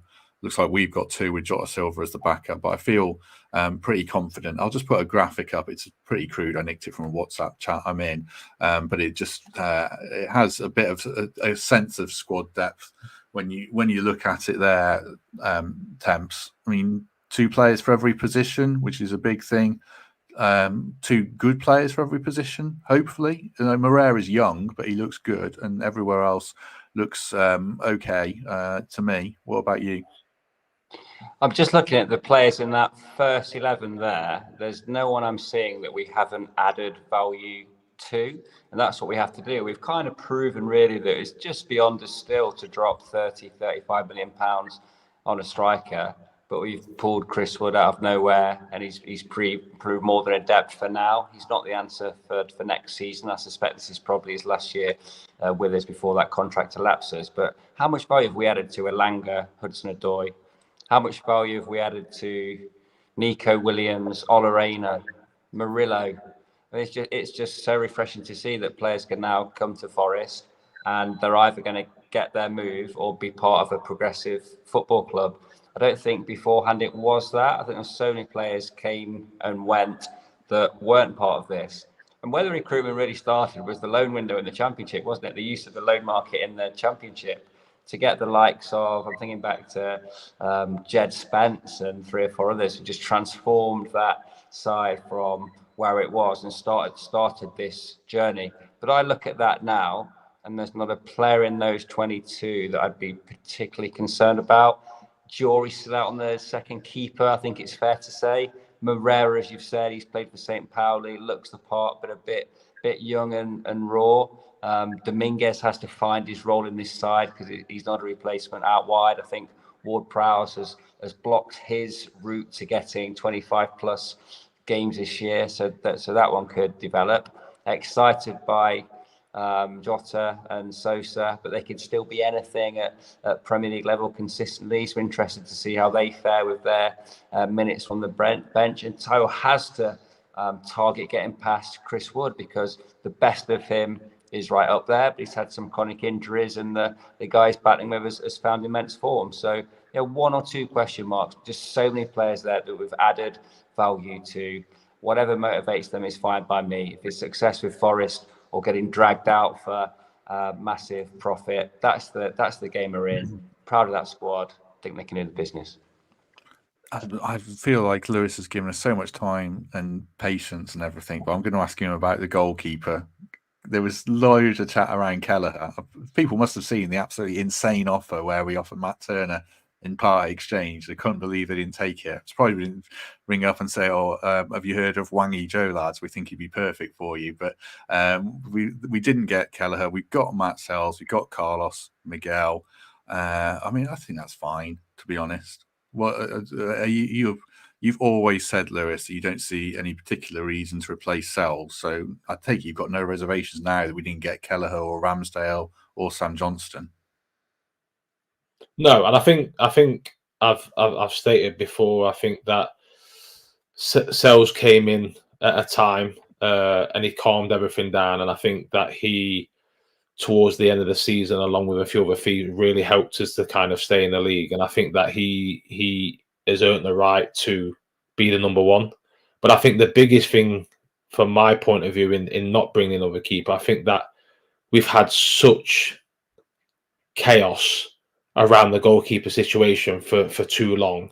And I think we just need to calm it down, and we just need to allow these goalkeepers to come in, whoever's number 1, whoever's number 2, and just let them be a goalkeeper. And I think until something happens, just leave it there. I think we've had, it's just been so up and down. There's always a keeper story, new keeper coming in.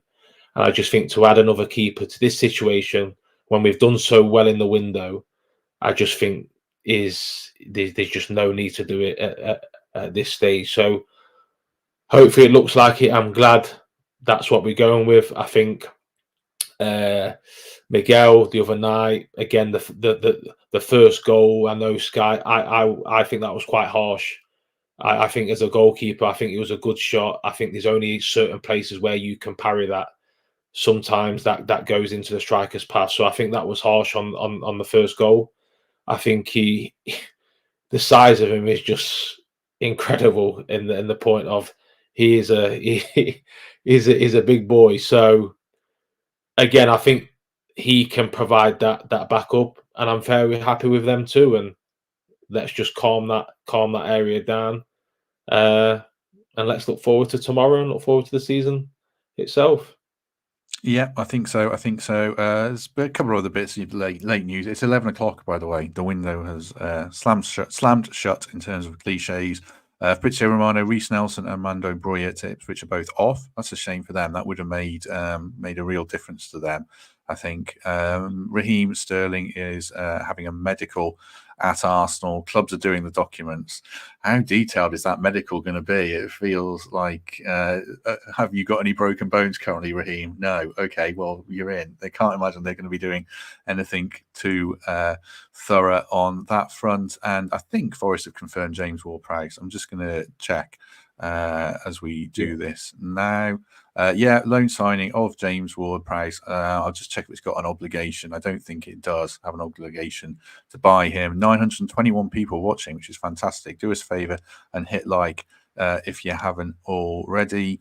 Fothers, he can't play tomorrow because he would have had to been registered much earlier in the day. Is straight in your team, do you think, potentially Ward-Prowse for Liverpool in 2 weeks, or do we wait and see and he has to earn the shirt like anyone else? I think he comes straight in, doesn't he? As soon as he's available. I mean, obviously, he's not signed in time for tomorrow, I believe, but I think he has to come straight in. That would be my take on it. And there's a little bit of me as well, and I know I didn't say it earlier, but there's a little bit with Alex Moreno as well. You know, players that have already played in the Premier League that know the pace of it. I think there's more to be said for them coming in than maybe some of the other guys. But yeah, I think Ward-Prowse starts as soon as he's eligible, doesn't he? Let's not forget as well. We're just looking at those 22 names there. Let's not forget Danilo as well.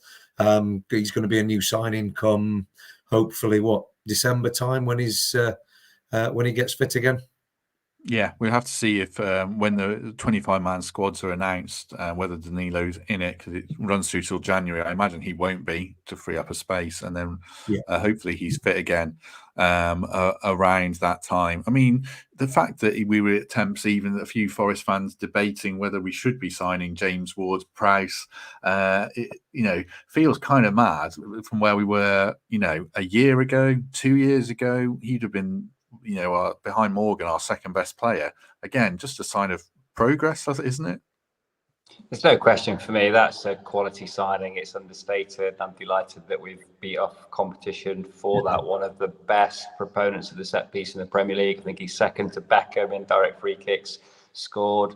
And he didn't bag one last season, but he did so much more than that. He created so many chances.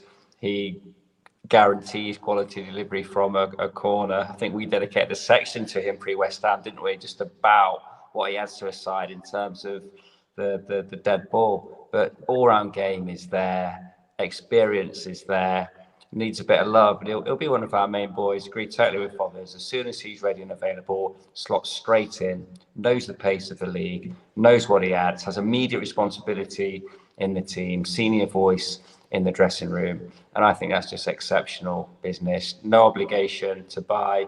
Yes, he'll be on a wedge, but it feels like absolute value when it's a player who's going to come in and be first 11 ready, because that's what we've called out for, isn't it? Been a bit frustrated at times in the past where lads have been added where you can't obviously see where they're going to slot into the first 11. Know exactly what we're going to get from James Ward-Prowse, and he's going to be a hit for Forest.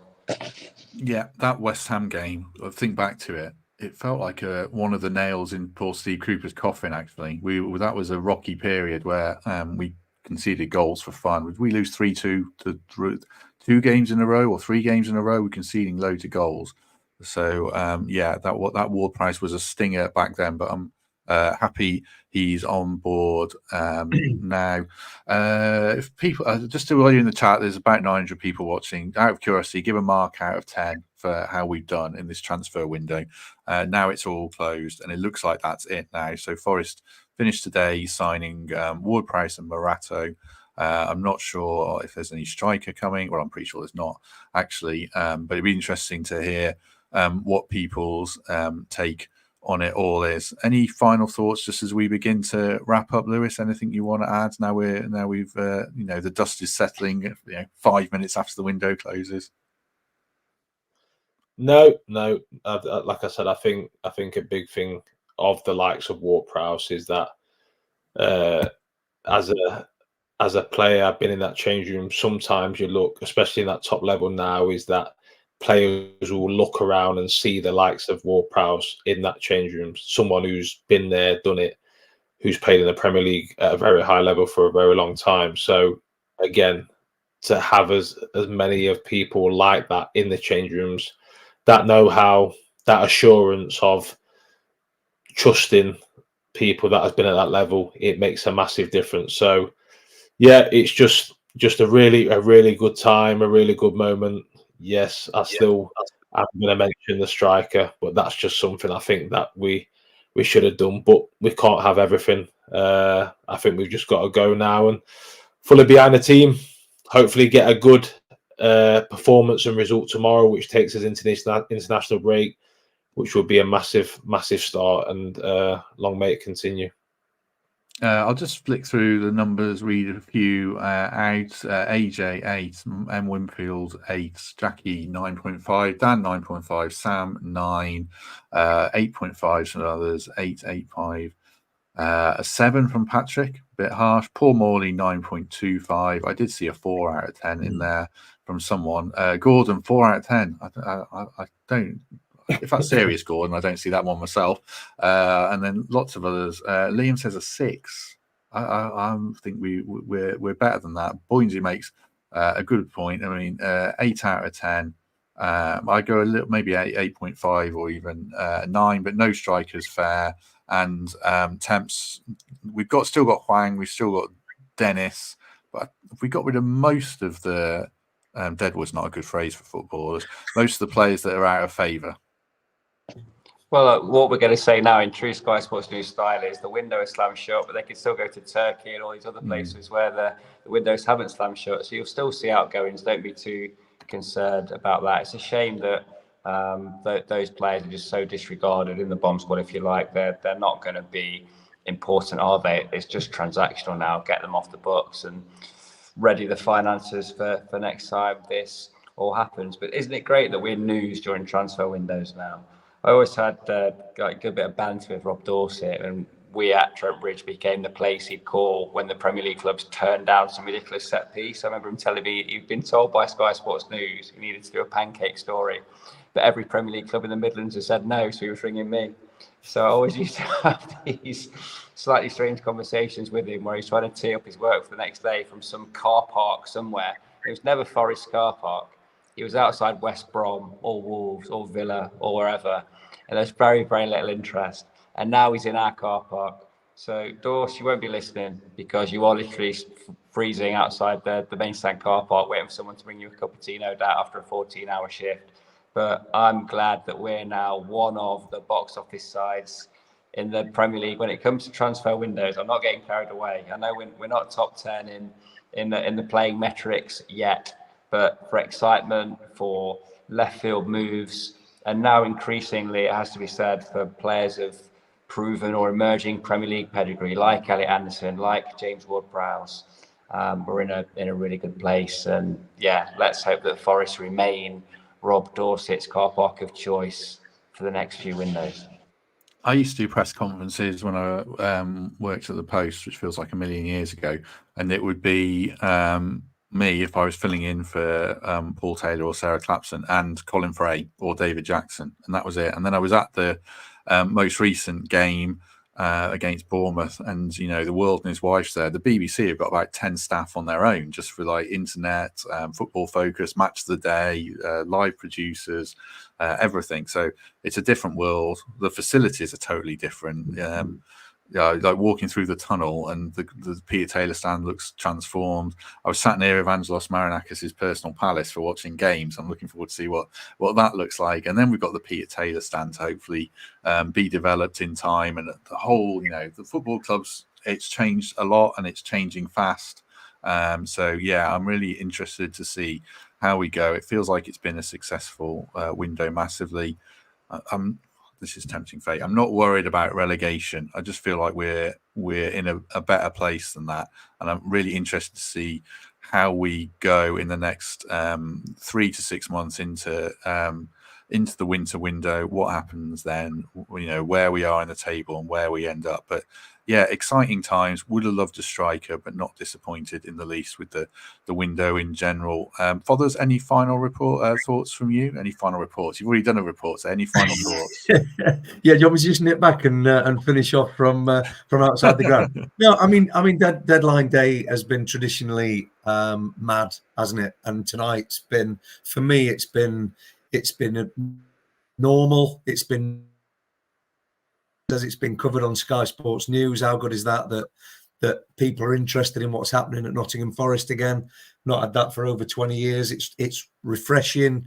And what I would say is that if you're down at the City Ground tomorrow, I'll be in the Trent End singing my heart out. Let's just do it. Let's just do it for the lads tomorrow, because don't underestimate how, and Lewis will tell you this, the difference that it makes when that ground is rocking. So if you are down there, let's make it rock. Let's get Wolves smashed. Let's get back into those top 4 positions so that Greg can start booking his European trip again, and bring it on. Can't wait. Cannot wait for tomorrow. No, me neither. This will probably happen for the next couple of hours, but Armando Broja to Everton, loan with a £30 million option. That's pretty mad, because he might be injured at the moment. So they're pretty desperate. I think that's about it. Say again. He's got some agent. Yeah, you wouldn't have minded his agent, would you? He's done well for himself there. Get a kind of a deal, get turned down 3 times, and still be interested, and then go straight into another one. Yeah. Wow.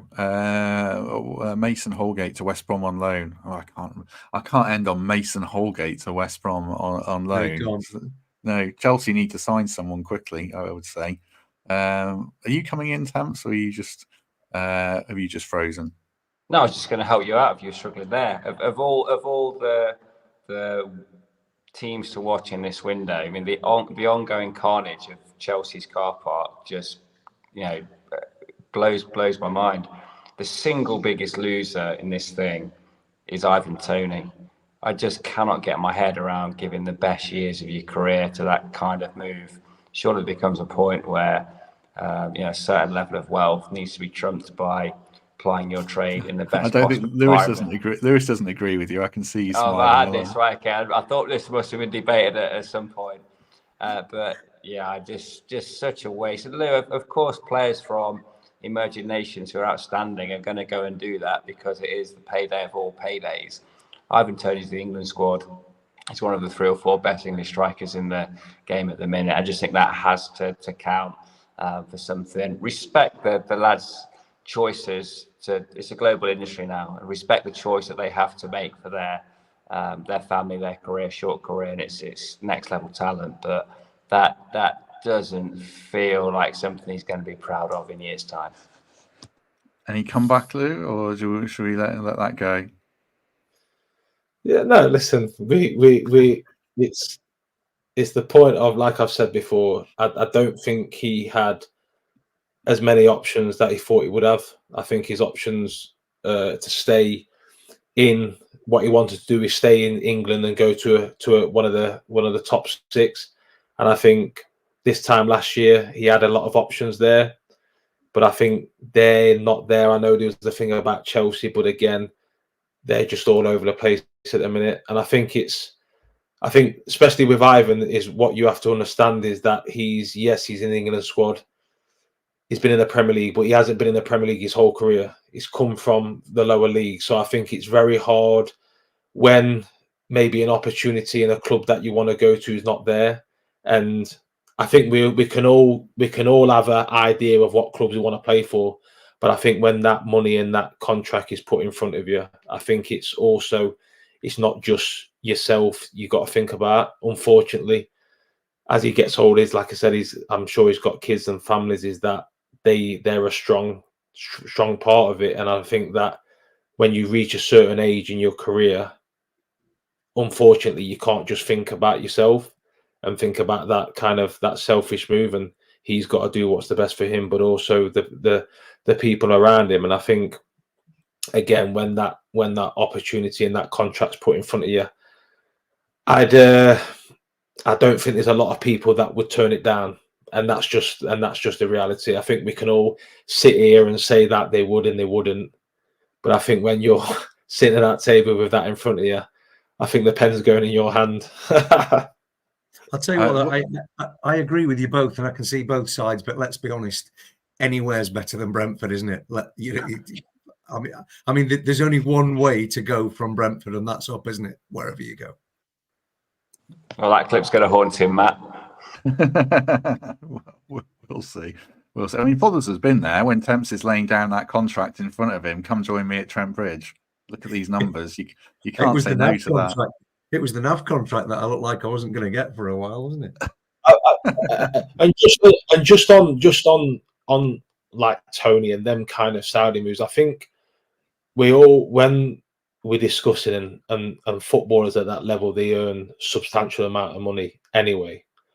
But I think when you're talking at that level, I think the way they look at it is that they can then, with them kind of moves, it provides generational wealth. And I think that's a big thing, is that if you can provide that for your kids, for your grandkids and stuff like that, I think that's a completely different story when that comes. I understand that they earn substantial amounts of money now, but when you can put something in place for your children and their children and get that generational, I think it's an opportunity that very many parents of such will struggle to turn down.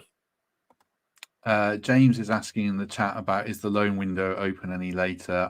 No, it's not, but you can sign players on freeze, and we can like Tem said, the Turkish window hasn't opened, so we can get rid of players, but we can't go and bring in a loan or anything like that.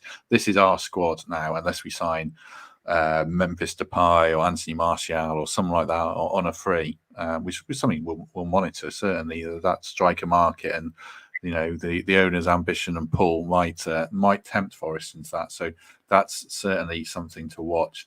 Right, I think we'll leave it there. I can't believe I scrambled to research Conrad Harder, who I'd never heard of 2 hours ago, but it looks like he's not signing and no one else is signing as a striker, but the business is done. We've got Wolves tomorrow. We'll be back post-match to discuss that in full, usual post-match show, and then back to business on Monday. We'll reflect on all this a bit more, look ahead to the rest of the season as we head into the international break. So if you are one of the 730 people who have been with us now, and if you've been with us for 2 hours, 17 minutes and the phone-in we did earlier, I'm very, very grateful to you. But just in general, people, do us a favour, hit like on this video, subscribe to the channel, give us a lovely review on iTunes, do consider becoming a channel member, do come and see Lewis and the others at the live show next Thursday. It'd be great to see you. Tickets are still on sale now. I'm probably going to go and have a little lie down and panic that we announce a signing as soon as we finish, but I don't think we will. Michael Temple, thank you very much. Cheers, fellas. Sorry about the audio issues. Yeah, questionable Wi-Fi in Menorca at this moment in time, but yeah, great to listen in earlier. Great to speak to you all. Thanks for the insight, Lou. And yeah, hopefully you boys are going nowhere. Another season locked in at Forest Focus with Davies. Absolutely. I hope so. Yeah, good to have you with us from your Spanish palace.